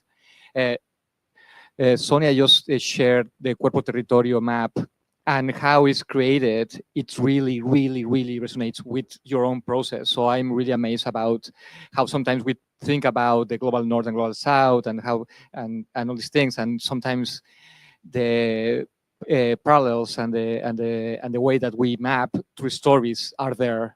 It's not a matter of Euclidean distance. It's a matter of emotion, and I'm really touched about that. Perhaps, and please, you can be as short as you want because I don't want to just start talking. We can talk, but perhaps later when you recover your voice for sure. It's in terms of when you have all these stories coming to your map, as you said, sometimes, and that's mostly for my own research, people talk about places that you cannot map in the Euclidean space. They talk about their home, or they talk about a park, or sometimes it's you have ethical concerns about having those on the map. How do you engage with those perspectives? When people want to talk about those intimate spaces that cannot be mapped, but you know that are important on the stories?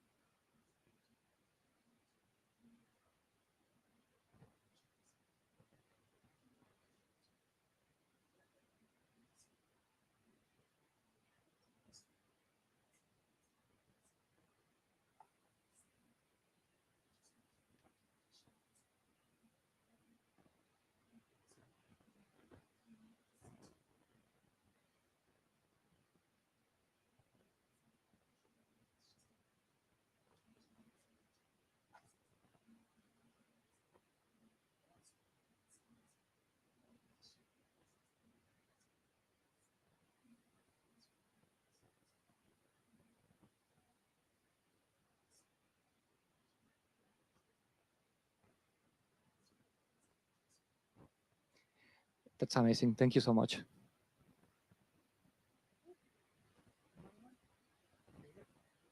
Any other questions for Latrice? Okay. All right. Thank you so much, Latrice, for joining us. I hope you get better. But yeah, a real big round of applause for Latrice for powering through. All right. So yeah, again, thank you, Latrice. We are now going to move over to our lunch break / social media module. So we're going to give us like 2 minutes to like change things over and just figure everything out on our technical side.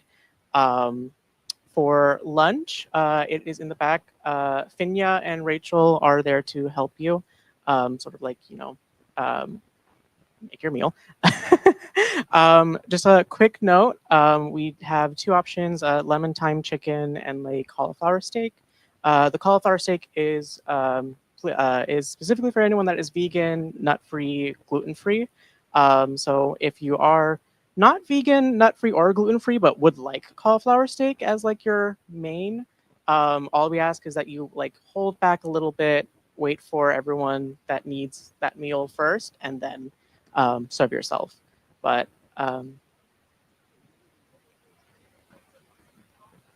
okay, okay, well, yeah, okay, then we will do a quick like 10-15 minute break, and we'll come right back with the social media module. So yeah, all right.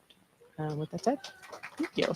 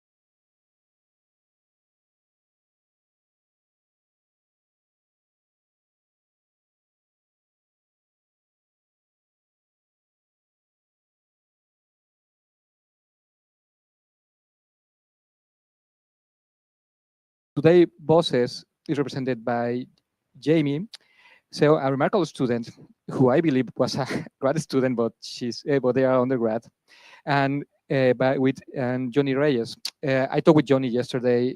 He had a commitment, and so he couldn't make it. It was really something that he couldn't avoid, but he was really sad about that. But he's willing to, in a few days, he's gonna record a short video to showcase his work in Berwyn. So we're looking forward to see that. But we're super lucky to have with us Sasha Atkins and Delia Barajas, two core members of Bosses, who are going to present along with Jamie. So we are just so happy to have the three of you here, and we are looking forward to hear about this amazing project. So I just want to wait for Mark and Wendy to give us the agree. Okay, so we're good to go. So Jamie, Sasha, Delia, please, whenever you're ready, you can start.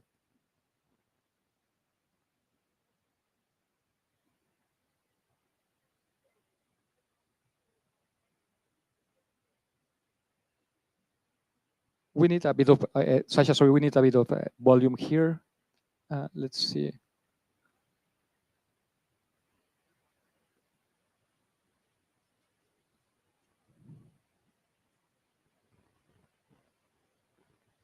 Just give me 2 seconds. They're working on that right now.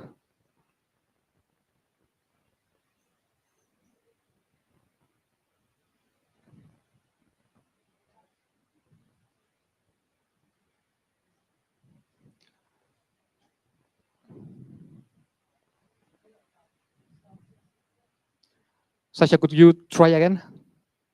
Testing volume. Oh no.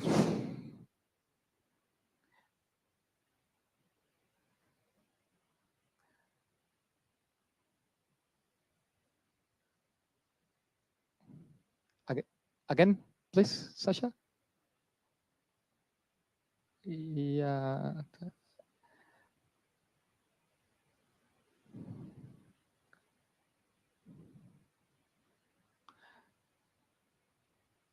Oh man, technology. Like we had a speaker early today, and it was pretty much perfect. And now we're having tech issues, which often happen. Jamie, could you try to speak? Yeah, I think that we're okay there. And Delia, could you try to speak to see? Delia, are you there?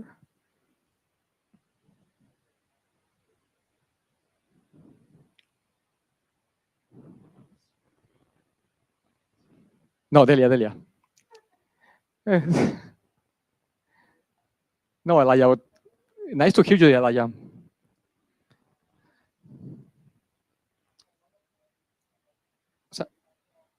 Or Jamie?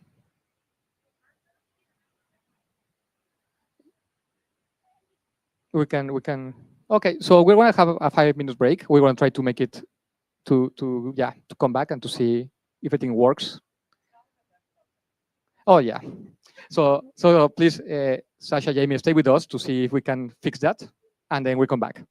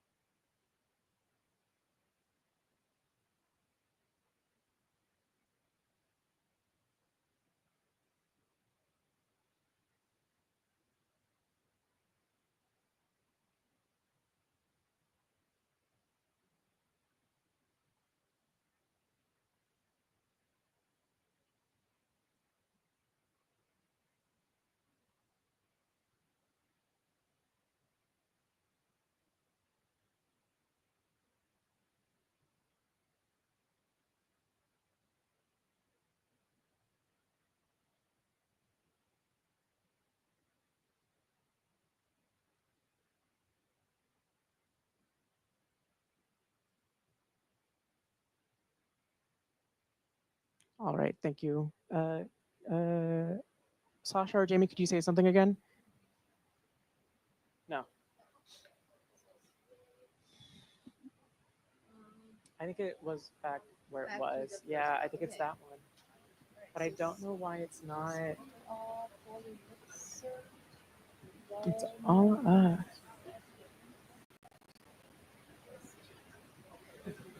Can we just blow out our eardrums, please?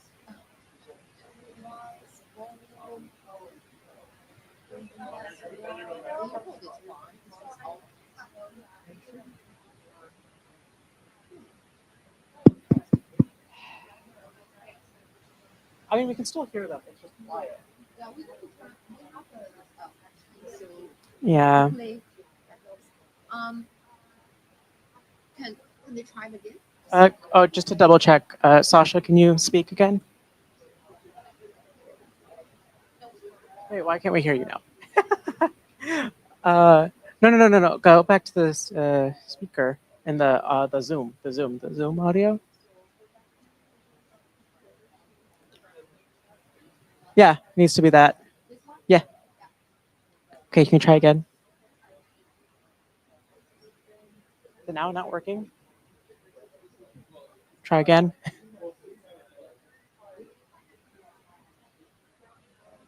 I can't hear. Is it up?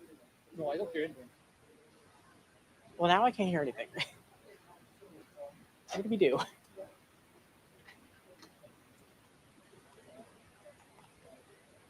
Oh, wait. Sorry. Sorry, Sasha. One more time. No. Okay, now it's not working.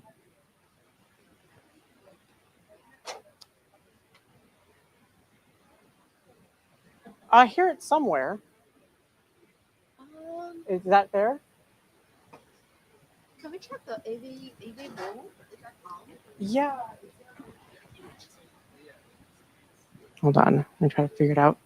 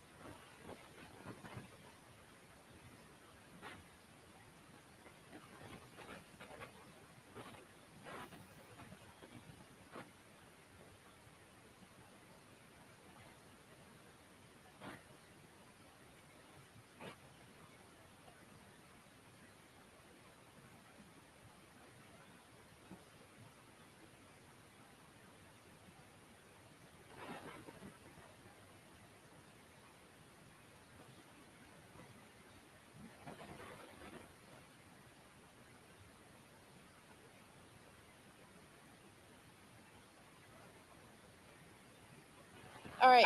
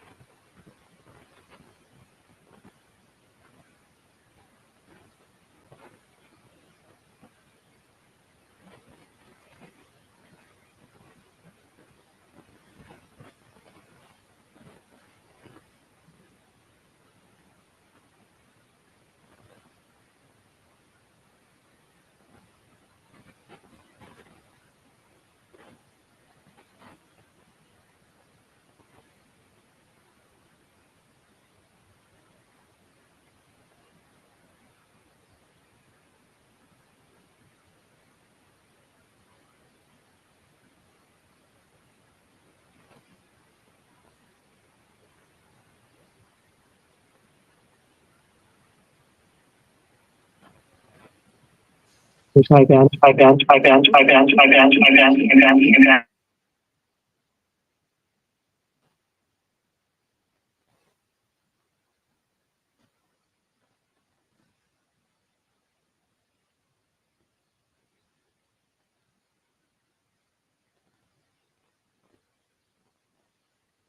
Sasha, could you try speaking? I'm so sorry.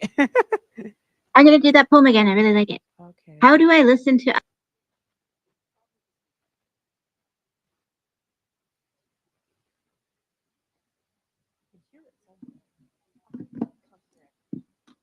Well, yeah, we can't hear it up here.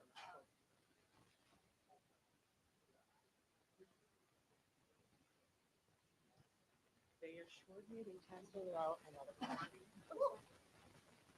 They assured me. They lied. Okay. So probably yeah, can they here? Oh, so here. Wait, how are we doing that here? Just do the one I do this. And then the thing I was thinking about is the queue, but the test.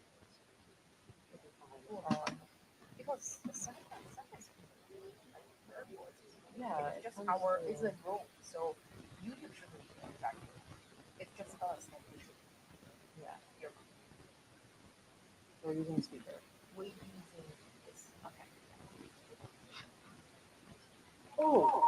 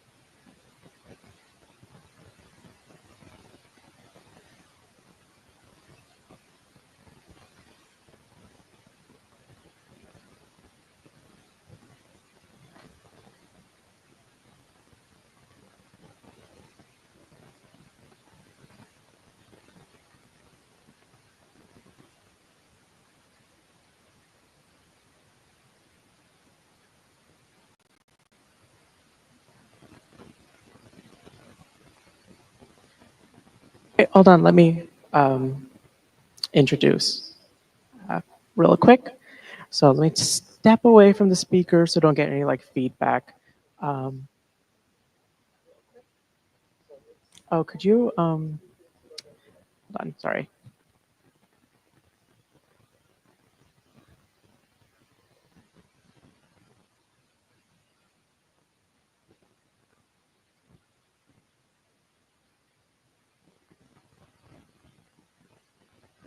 All right. So with that out of the way, we are going to go forward with Voces. Jose, do you want to introduce? You already did? All right. So yeah, we're starting with Voces' project. So if everyone could come back from wherever they roam. Ranya.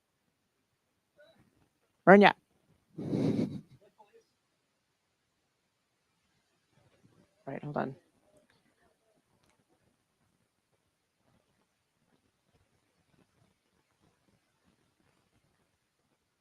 Right, they're coming. All right, so yeah, we will, without further ado, we'll begin because other people have plans and things to do. So without further ado, here is, Voces del Progreso Latino? No, not yet.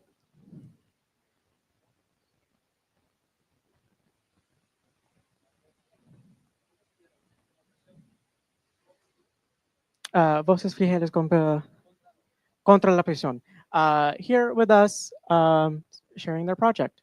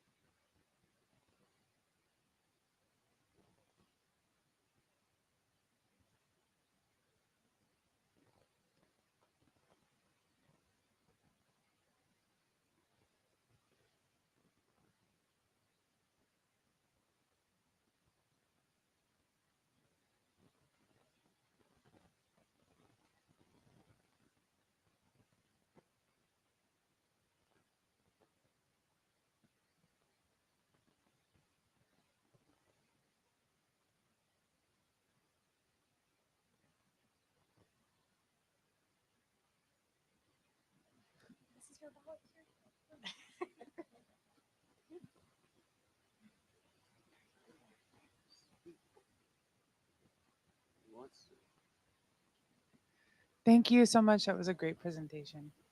I wanted to clarify something. You said something about how Coppers was required to report.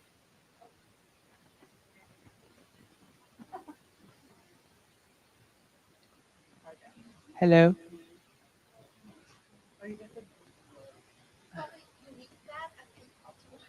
Yeah.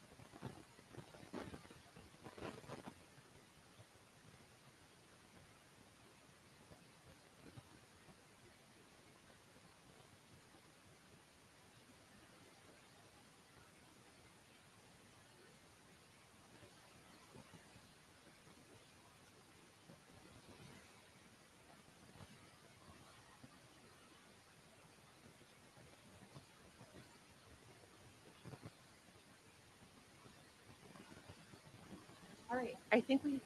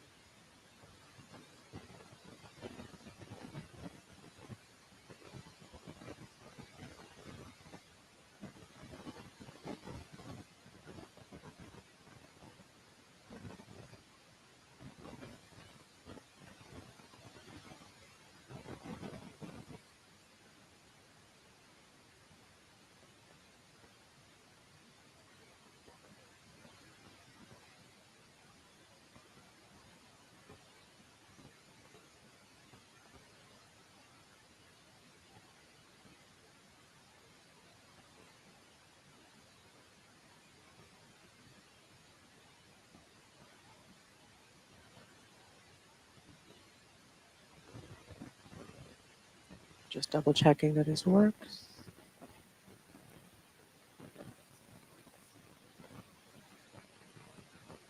Okay, it's crazy. You go here, so you so let me see. Boom, go back. Testing? Yeah, I just did. It's not. Yeah, it's working.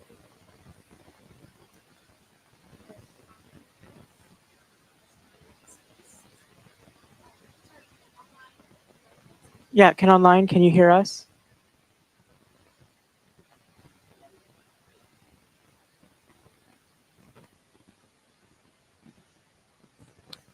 I think Shubham just said yep.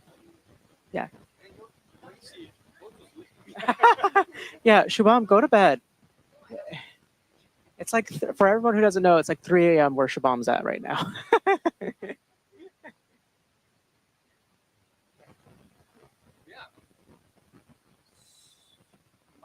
Okay, here. So the mark is working. Yeah. Thank you, Mark. So we are arriving to the People Response Network part of the presentation. So I'm going to introduce the three of them.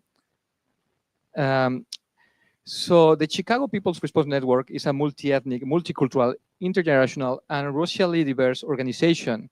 They are public workers, organizers, and activists. Their mission is advocating for racial and social justice, equity, and fully funding all Chicago's public non-police entities. Today, we're lucky to have PRN's remarkable chairwoman, Lonette Sims, and two core members of this organization, my countrywoman, Dulce Garduño, and a remarkable young man, Elijah Griggs. So please help me to welcome them.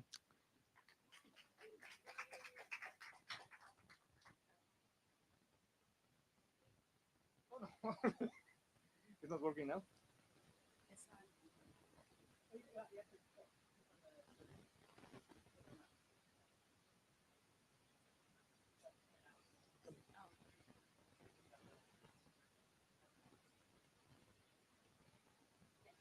Now go. Thank you so much. So, People's Response Network, we initially formed as a response to COVID-19. The former mayor, Mayor Lightfoot, and former commissioner, Dr. Allison Awadi, they said that COVID-19 was a single travel issue and we shouldn't worry. But majority of our founders, we come from what's deemed as the most vulnerable populations, even though, you know, we don't like to use the term vulnerable, but we knew that we had to make sure that the people had resources during the ongoing pandemic. So initially, we provided free COVID-19 tests.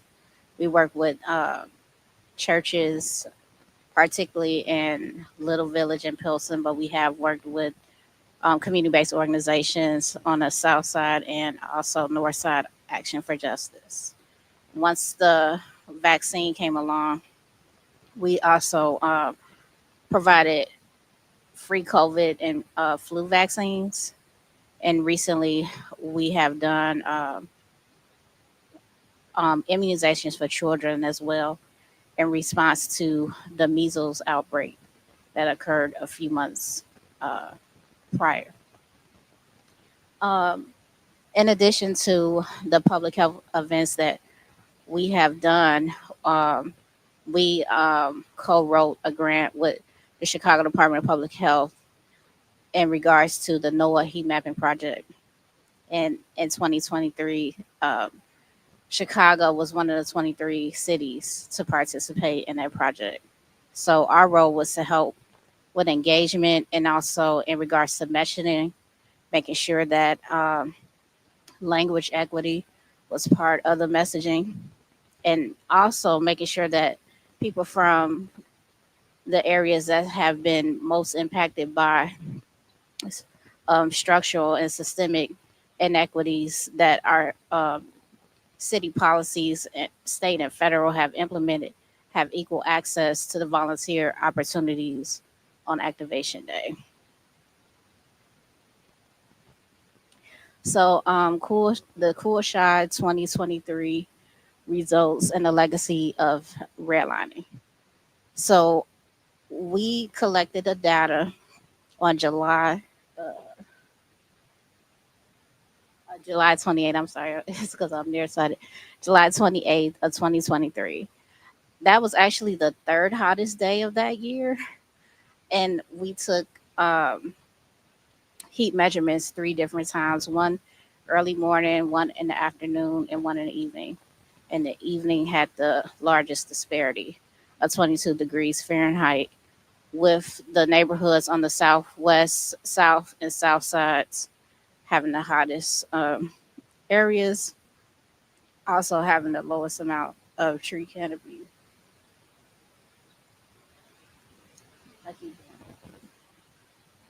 Okay, so I want to show the visuals of the legacy of redlining and how the maps are related to the maps that were produced from the NOAA heat mapping project of 2023. So the map with the yellow and the blue and the green, that map is the redlining map, and it's from the Federal Bank of Chicago. And the second map, which comes from the Kappa Strategies report, which is also listed on the Chicago Department of Public Health's Cool Shot 2023 website. You can see the arc of the areas that are red from the Federal Reserve Bank chart. It is similar to the hottest areas on the Kappa Strategies report. I keep doing that. Oh, sorry, user error. How do I go back? There we go. Oh, how do I go back? I'm trying to just go back. Okay. So thank you. So a year later, after the city, after we collected all the results, the city of Chicago, along with Northwestern's Buffett Institute, decided to have a project around heat vulnerability index. But People's Response Network, we had suggested some more targeted heat interventions. And the extreme weather and homelessness subject matter hearing, which was co-hosted by the Public Safety Committee, gave us an opportunity to put on the record and reintroduce some of the heat interventions that People's Response Network, we recommended, but did not get implemented or supported after the conclusion of the heat mapping project. And one of the heat interventions that we were heavily pushing is the need for a cool pavement pilot program. The cool pavement pilot program, we had looked at other cities that have done it, specifically Phoenix, Arizona, and some of their outcomes and results. And they used a water-based treatment to spray on the asphalt. Oh, sorry, I can't talk today. And it took the surface temperature down from 10.5 degrees Fahrenheit to 12 degrees Fahrenheit. So it made a significant difference in regards to reducing the urban heat island effect for Phoenix, Arizona, and we would like to see the city of Chicago implement the same pilot program with prioritizing the communities that's most impacted by heat and most heat burden.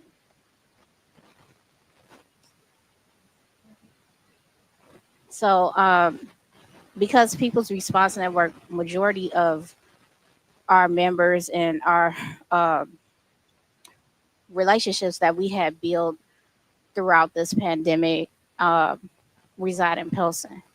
So I'm not a Pilsen native, but I rely heavily on the people within my network to let me know, like, you know, what the people in Pilsen are experiencing, um, and and why like Pilsen has heat burden. So they educate me a lot about um, the heat burden and disparities and the live experiences there.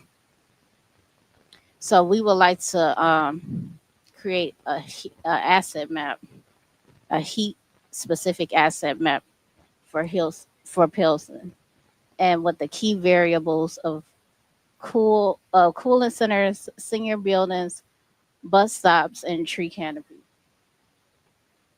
The data will come from customized Excel sheets um, that has like specific locations of the senior buildings and um, coolant centers in Pilsen, and we will refer to the Mortem Arboretum map in regards to the tree canopy. Um, Potential data sources, cool shot activation day data, industrial railroad data, EPA environmental justice mapper, and Mortem Arboretum. And I thought about some potential applications when it comes down to heat. And one is tracking like new real estate development and demolitions.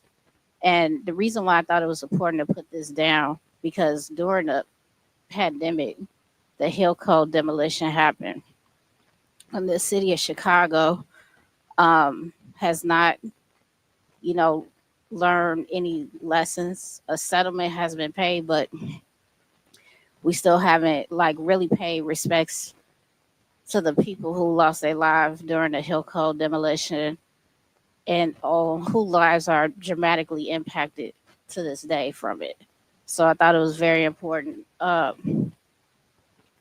put that as a potential application. In addition, power outages, um, especially during heat waves, because um, as the power goes off, people don't have access to potable water. So I thought that was very important to add. Um, I've looked at how other people organize and mobilize around environmental crisis, and in particular, the Hurricane Burrow down in Texas. And I thought it was um, frustrating but remarkable how the Whataburger app tracked the power outages better than the actual energy supplier. So I thought, like, you know, especially with the city of Chicago and ComEd and the ComEd 4 corruption trial that's going on, and um, the problems that we have with our own energy supplier might be um, a good application to add. Thank you. Any other thoughts or questions regarding to my presentation?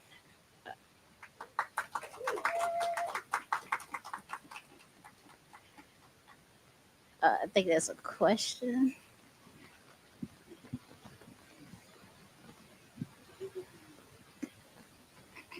Hi, thank you so much for sharing. I have a question about your current involvement with what's going on with that heat vulnerability index that's being developed up at the Buffett Institute. Are you guys being looped into some of those conversations? They just started this fall. So we as people's response network, we haven't been involved in that because our main focus is on the heat interventions that we would like to see the city of Chicago do. Um, so we know of that, we're aware of that, but we're not heavily involved in that because we would like to, as a more immediate push for the cool pavement, hopefully cool roofs as well. Other like very targeted interventions instead. Thank you. Um, any other questions? Thanks. That was a great presentation. Thank I you. was wondering how you tracked whether or not your recommendations and interventions were being implemented on the city level. Like, how did you stay, focused on what was actually happening as a result of these studies? So initially it was through like the communications that we were having with the Chicago Department of Public Health. Like we mentioned several times, cool payment pilot program. We passed out leaflets at the events promoting the heat mapping project in 2023, but our answers kind of went unavailed. The main focus was on the heat vulnerability index. So we were glad to have the opportunity to say on the record that the city of Chicago needs to find funding for a cool pavement pilot program because it's been over a year, and I'm all here for the vulnerability index and creating more data, but the cool payment pilot program is a more immediate target intervention, something that the city of Chicago can do to save lives now and in the near future. Um, so that's our main focus. We had other heat interventions that we like the city of Chicago to do, but um, being realistic with the fellowship and what's like doable the most, the cool payment pilot program made the most sense about what should be the city's next step. And I hope I answered your question. Yeah, definitely. We certainly Thank have a you. lot more water than Phoenix, Arizona. Yeah. Any more questions? No.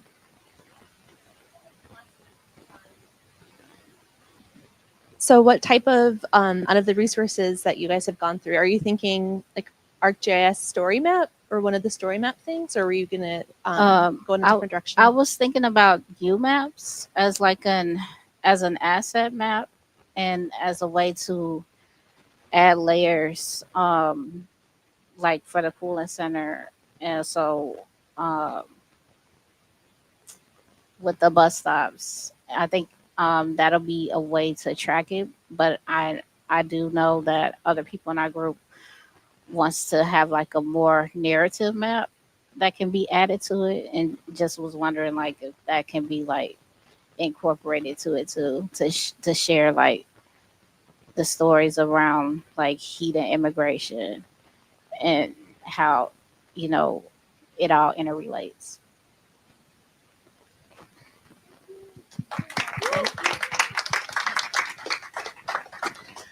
I believe next up is Dulce. I'm going to pass things back over to your MCs for the day.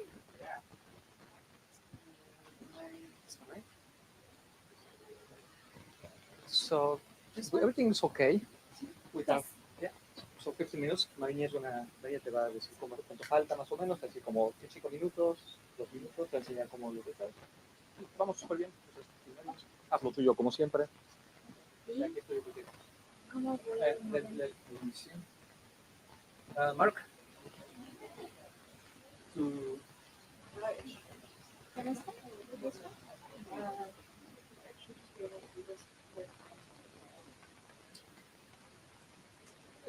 So yeah, just click your and then, Okay. yeah, perfect.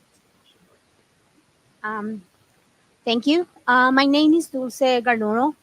I'm here for make the presentation. I apologize, but I couldn't finish in English, so it's part English, part Spanish. Okay.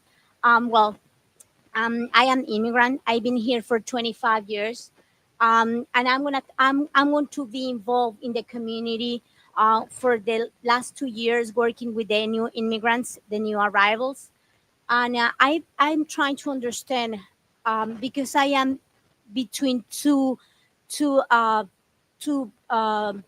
immigrants. You know, the people who arriving before 40 years ago. I have 25 years here, and the new ones. How it's working this environment for them? How we can be a real community, real one? No, like I am from here, I am from there. No, we need to be a community specific because this is the huge city. Everybody had to have space here. Um, this is the main goals the be migrants integration, and this is the different points like the people are migrant, economicals, politicals, socials, and family socials, environmentals. This is something like the people it's confused because everybody thinking the people are arriving here just for economicals, but no, we have different kind of things. Politicals, sometimes they don't want to come here because they have a family, but the politicals push they out. Socials, because they don't want to stay there and they have other things in their mind, so this is why they coming. And environmentals, because sometimes in specific in parts like Peru, on Bolivia, the environment, the air, it's dry, so they have to leave them places. This is some of countries specific in Chicago, new arrivals. Mexican, the Mexicans, we are the first, maybe the most crowd population. Guatemala, El Salvador, Honduras, Venezuela, they are the new ones. India, this is very interesting thing because in the last 10 years, Chicago, it's the most important city for them because they come into, they have studies here, and the technology and engineers, they are here, and medicals too. From China, this is very interesting thing for me. I've been working in a Pilsen food pantry and talking with them and trying to speak a little uh, Mandarin or Cantonese, but it's too hard for me. So I couldn't, but I'm trying to be, or I'm trying to contact them. And it's too hard for me, and it's too hard for them. So this is something like it should be, gonna be difficult, but I think so. It's nothing if we thinking in how many miles they travel from here, and sometimes they've been here for many decades, but they're going pay to the money from El Coyote. I don't know how to say in English, but it's difficult. But it's they continue paid. So this is the thing. Like it's complicated for me. And from Europe, Poland, Philippines. Philippines, they have a lot of populations here. The new ones, Syria, and for you was very funny looking for Africa, Sub-Sahariana, because it's not the countries. I should understand it's no one country. It's the area from Africa. So it's different from it. It's some. I read some of the countries from Africa. They change their name every 6 months from the revolutionists, the revolutions. So it's complicated. This is the countries like they are here more, and areas from growing up political. This is in black and white for one reason. This is the new era for us. We need to see how many politicians we have. Specific, the Mexicans, we have maybe 2 or 3, and they've been here for many decades, and I'm not sure what they are doing, you know. And I don't see nothing, but I can see when the people from China come here, and we are growing up. We have more, or the Asian politicians. So this is very interesting area for learn. Now, where the opportunities are for the new immigrants. A lot of them, the new arrivals, coming from the cities. But in this specific here, we just don't need too much people for the cities. And everybody, when arriving here, they thinking they're gonna be the boss. You know, this is something like make me crazy. Like they don't speak English like me, or less. I don't know. And it's like too complicated for them coming here and understand. We growing up little by little, little by little. It's too hard for them, and it's too hard for us to understand. What's the best for the new immigrants, the city or the rural areas? So it's a little complicated for them take the decision or take good decision. Where is the money? What they need? What they really need? This is Chicago, and we can see how many big is, but they want to stay here. And now, when the money is gone for them, they are going little by little outside to the city. This is when the information coming. This is some resources, and here it's the the political the last 5 years. Where is coming the politicians? They are doing the new immigrants. They get the amounts for per year. What's the sanctuary city? This is the city like supposed to be don't have contact the eyes and police officers. And the city of Chicago, it's very good doing this job, but not all the time. And San Diego, Los Angeles, San Francisco, Miami, Chicago, Seattle, Houston, Phoenix, Austin, Dallas, some of sanctuary cities. This is some points like what happened when you go to the some a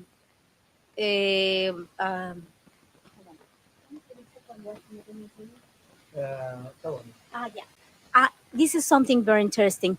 We have two types or felonies, crimes and felonies, you know, and this is for me it's had two types or discrimination, because if you are citizen, it's crime, or felony. I'm sorry, felony, you know. But if you have felony and you go to immigration, you are failed.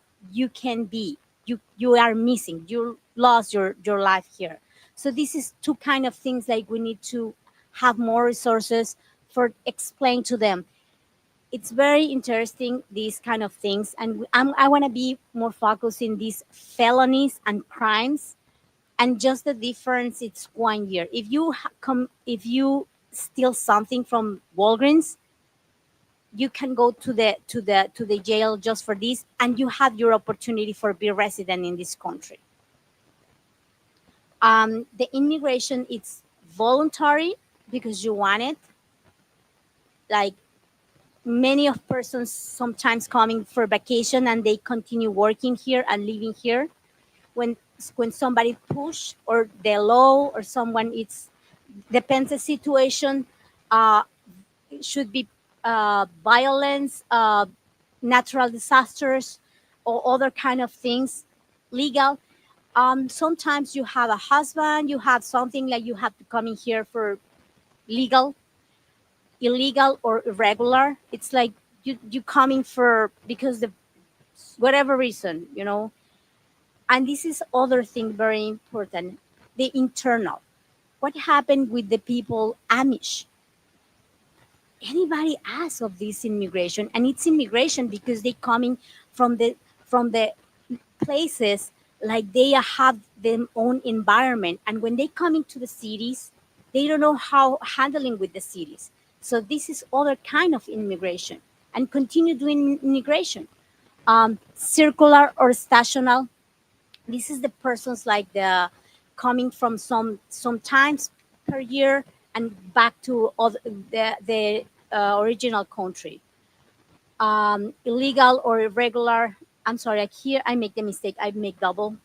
And well, it's, I need to make a lot invest, but my purpose with these things, it's have a real one community and understand what happened with the new persons, what they thinking like this, why, how we can be part of this community. Thank you.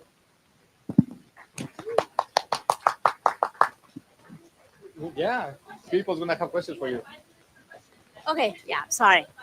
Yes. Nobody. Thank you. Some questions?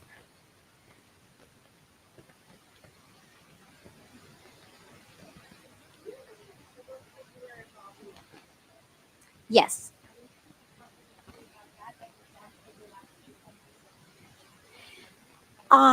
Yes. Well, I've been working with maybe the neighbors planting trees after pandemic, and it was something like it's magical for me because in pandemic I have just one window watching all the seasons. So this is how I was in love with the trees, because my goal was watching every day just the tree, and I saw the birds, I saw the season. So this is why um, I've been working with people, maybe the neighbors. Another thing, it's like I'm thinking the for me the life give it to me the things that I really really need, and Howard was the person like pushed me to do this, and it's amazing. He's someone like push me all the time to do different kind of things. So for me it's amazing. And before this I never know nothing about trees.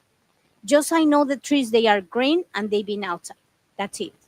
Now I know how it's important having trees, how it's important this city have part to gray but have a lot green. And the most beautiful thing, it's like now I understand, have a green don't should be on the grass, should be on the trees, because the grass is no work. You know, the trees is the most important thing in the world. Yeah. Thank you.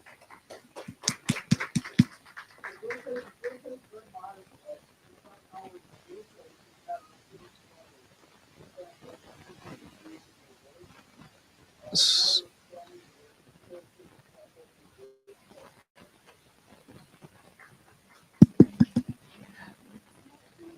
So we need Laia now, but also virtual. Yeah, yeah, yeah.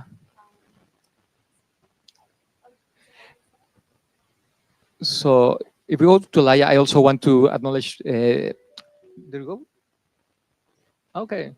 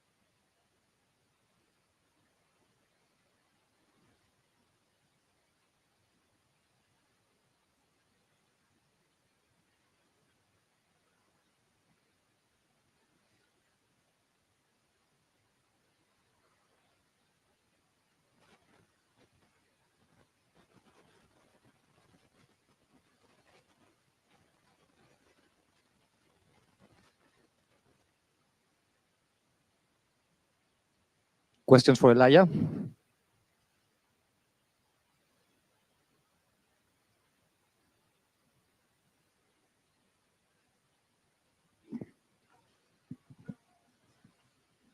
I'll come up there.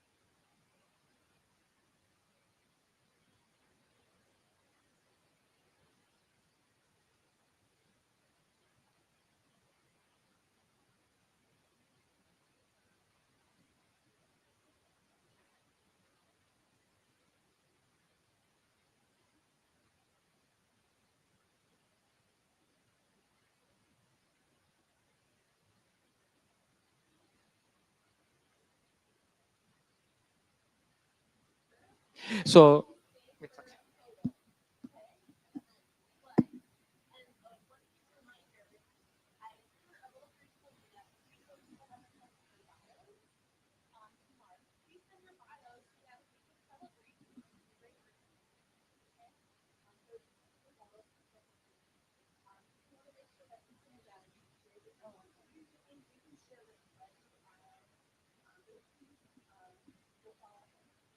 1 second.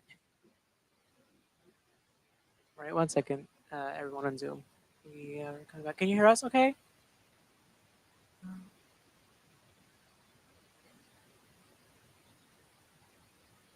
What about now?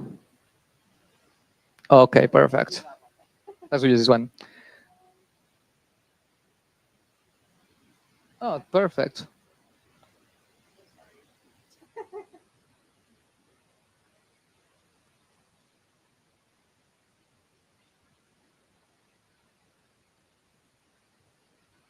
Are we okay?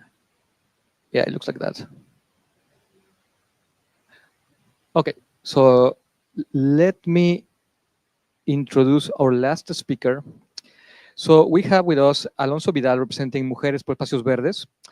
Mujeres por Espacios Verdes became a non-profit in 2024, like just a few months ago. Yeah. They unite women to fight for equitable development, focusing on expanding green spaces in our neighborhoods, leadership development, and integrating art in our work. I just want to recommend, Alonso just wrote an amazing article about the story of Mujeres por Espacios Verdes, which was featured on NBC5 Chicago, right? So you can check that online. It's an amazing, and it showcased the amazing writer that Alonso is. So yeah, so Alonso, please. Thanks everybody to be here. I think I'm the last speaker. I know it looks like 8 p.m., but it's just 4. um, yeah.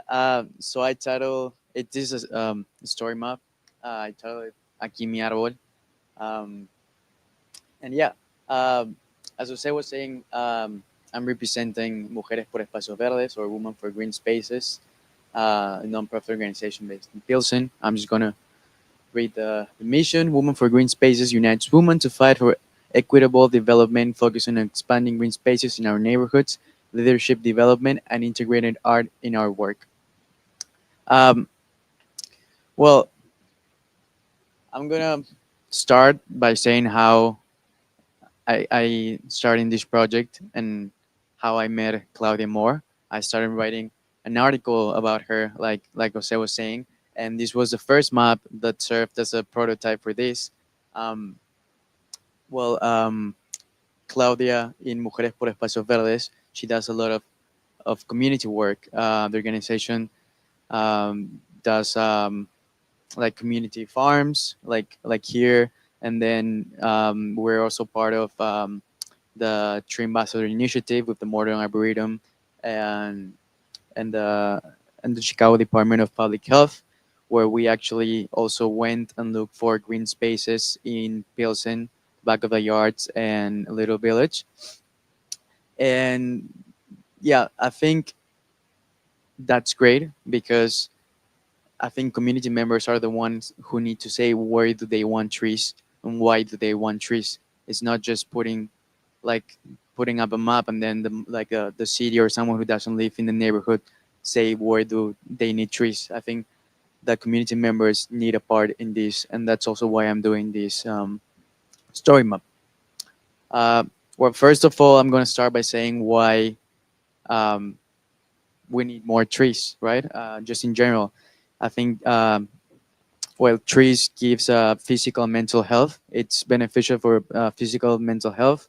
It reduces pollution. It helps lower urban temperatures. It cleans the air to combat asthma, a common illness between community members in this area. And it also makes a walkable community. It also helps um, to provide animal health and also like insect health, which is one of the main purposes of Mujeres por Espacios Verdes, right? Saving the monarch butterfly and having more native trees in the community. Um, yeah. So what I did with this with this map, I decided to do a story map where I was able to interview community members. How I did it, it was a lot of word of mouth between members of Women for Green Spaces that live in the neighborhood, and then from there, like it started like this neighbor like like knew someone else who lived in the community, and then I also went outside and kind of start asking people more.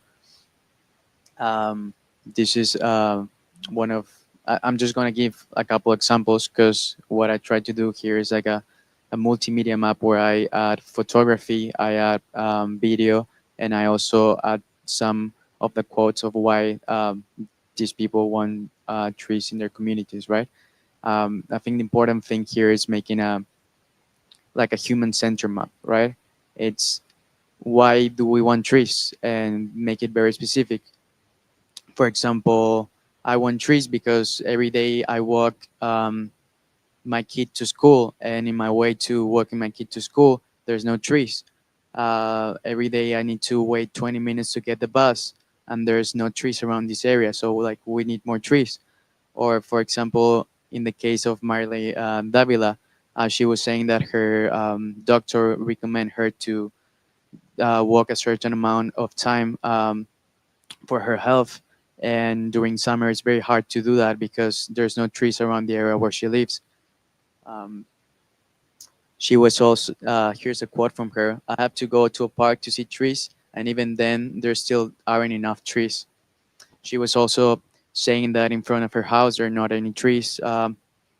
And she was, she says she's always talking with her daughter and saying like, when I go to work to other neighborhoods in the city, especially like around like the north side, like the neighbors will have trees, and it shouldn't be like that. That we need to go to a park or somewhere else to like have trees. I want trees in front of my house, or I want trees around my neighborhood.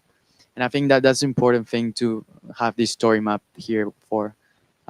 It's important for other community members to see why their neighbors want trees, um, and have this documented, right? Because there's stuff like if we see like just like a heat map or like a canopy tree map, we know like where the trees are needed, and we just see like maybe like facts or data or like numbers. But if we actually see like the human part and like the testimony, and it's actually documented with photography and quotes, it like um, other people can see that and understand why it's so important. Uh, well, here's. Is it okay if I play the video? Yeah, it's just one just 1 minute video, just that, and as an example.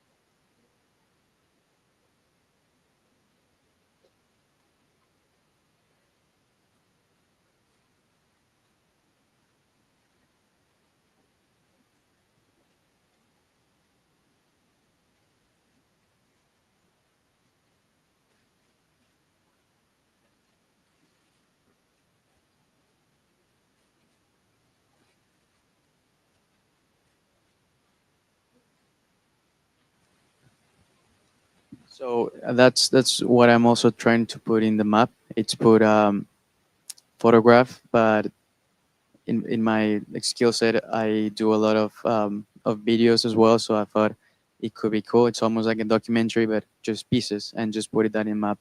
I thought it was really impactful. And oops, yeah, and just more. Just these are like some of the few examples I put. Just putting, like for example, Rosa was telling me about she wanted more trees in 18th Street and Paulina, and then she's saying she has kids and they really enjoy picking up the leaves from the trees. Or for example, during the summertime, the tree gave them shade as moms, we would go there and spot to rest, right? So examples like that, that it's specific to each neighbor. And then, for example, she presented me with one of her neighbors, um, and she said she used the wood from the trees to keep her warm during winter. Um, and then also younger generation like Daisy, saying how she always notices that there's fewer trees and there's empty spaces in the sidewalks. There's another video, but I'm not gonna put it just time wise. Oops.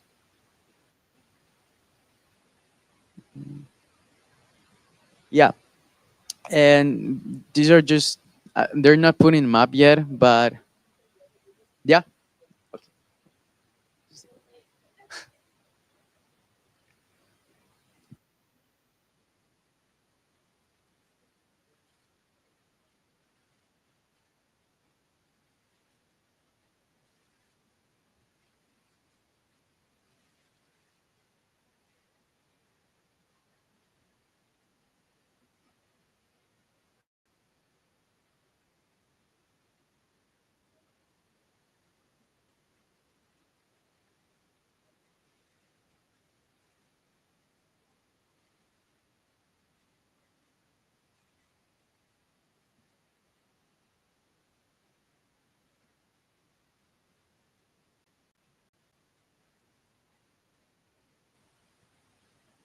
Yeah, and that's the idea. Around like 1 minute clips.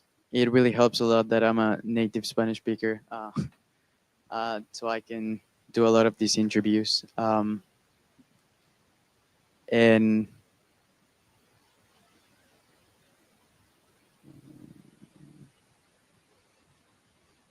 yeah, I was I took this from a former fellow, and that's basically what I want to do once I put everything together. Just so a story map and put like the quotes and everything. So thank you.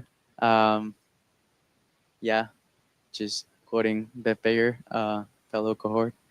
Uh, and I think this is not ready yet, but I mean, I'm basing this with the heat index from Chives. I think it would be really cool to put all the quotes and like the story map, and also contrasting with a heat map to actually see how like these people what are saying it really like kind of back it up with this type of data just for people to see. And yep, that's it.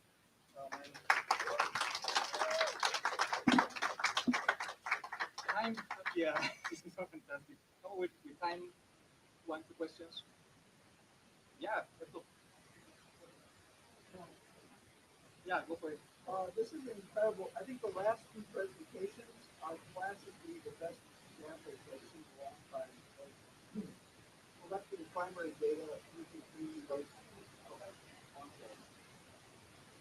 Yeah, I mean, both the largest presentation and this presentation are really incredible examples of what we.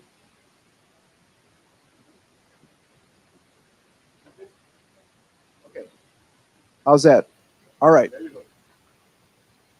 So I think your presentation and Elijah's presentation are great examples of what a lot of people tried to do 30 or 40 years ago when community-based participatory research came to the United States from a whole popular education stream in higher education from Latin America in particular. And I think the collection of primary data in all fields, not just health and environment, has gone by the wayside. In that 90% of research now is collecting secondary data. So you showed great examples of those interviews, and I was just wondering if you could tell us more about, again, like how did you decide what to do? How did you go out and find the people? And how would you like to continue the project, like using collection of primary data, not just secondary data, for example, like the tree canopy maps from the Chicago Regional Tree Initiative? Yeah. Well, thank you. How well? I think I started with people I knew in Pilsen, and then it was a lot of word of mouth, right? Because eventually the people who actually want change and actually want more trees in their neighborhood are the ones who are gonna um, come up and want to speak. So it was a lot of like telling people and telling them about like my project and my initiative. And then it also came with people on the street and like in community events. And then I told them if you can tell more people that are interested, and I gave them my number. And then some of them call me, some of them text me, and it kind of became like a web, like a spider web. And yeah, I kind of like that. And then I just like set a certain time, and I went to their houses sometimes or the place where they thought trees were needed, and then I did the interview with the photos and the video. Yeah.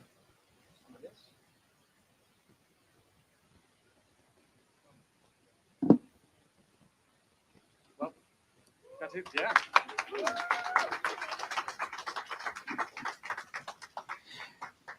To be fair, I had so many comments because it's really what I try to do with my own work, but it was fantastic. So 5 minutes for closing remarks because we are finishing now.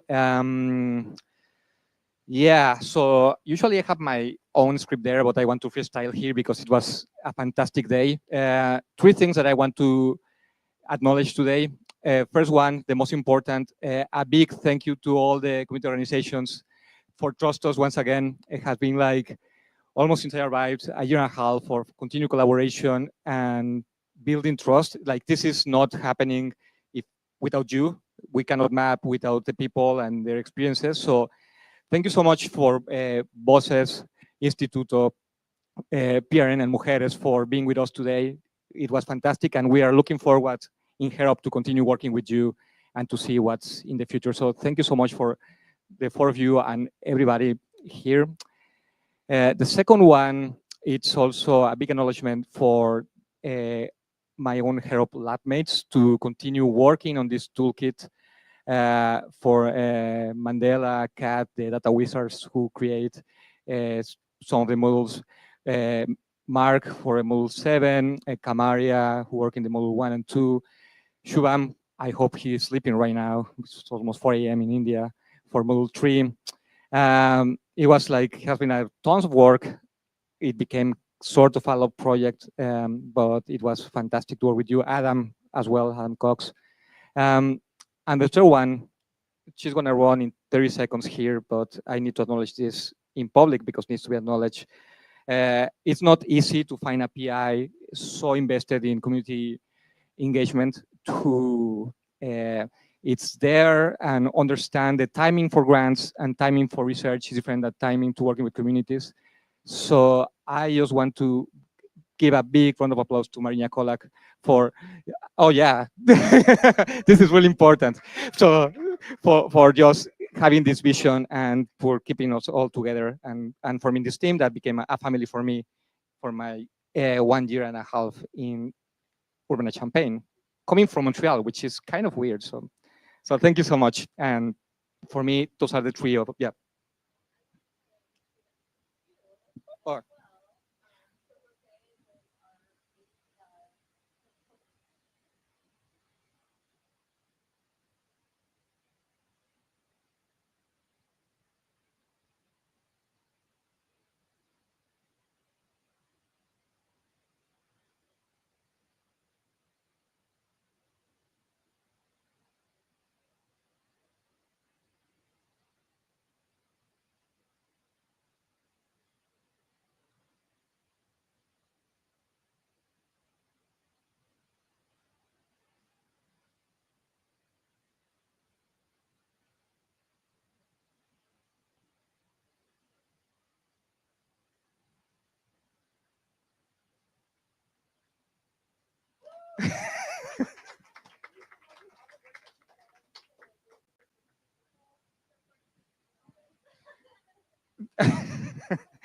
No comments.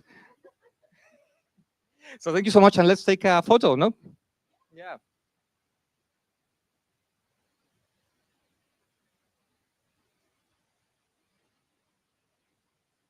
Oh, and then while we're taking photos and wrapping up, so we have the space until like 4-ish.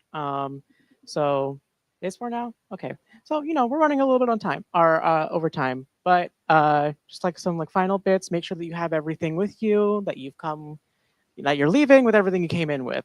Because, getting back into the building once we leave will be very, very, very difficult if you left anything behind. So just keep that in mind. And then additionally, we have coffee, tea, hot chocolate still available for you to have and take with you on your way home. And we also have leftover food if you would like, to take home a plate, and coffee and fruit. Or coffee, cookies and fruit. Sorry, I'm running on fumes right now. So, what I'm saying is feel free to take, food home. And yeah, just make sure that you've got everything with you as you are heading out. Yeah. Yes. All right. So thanks everyone for coming.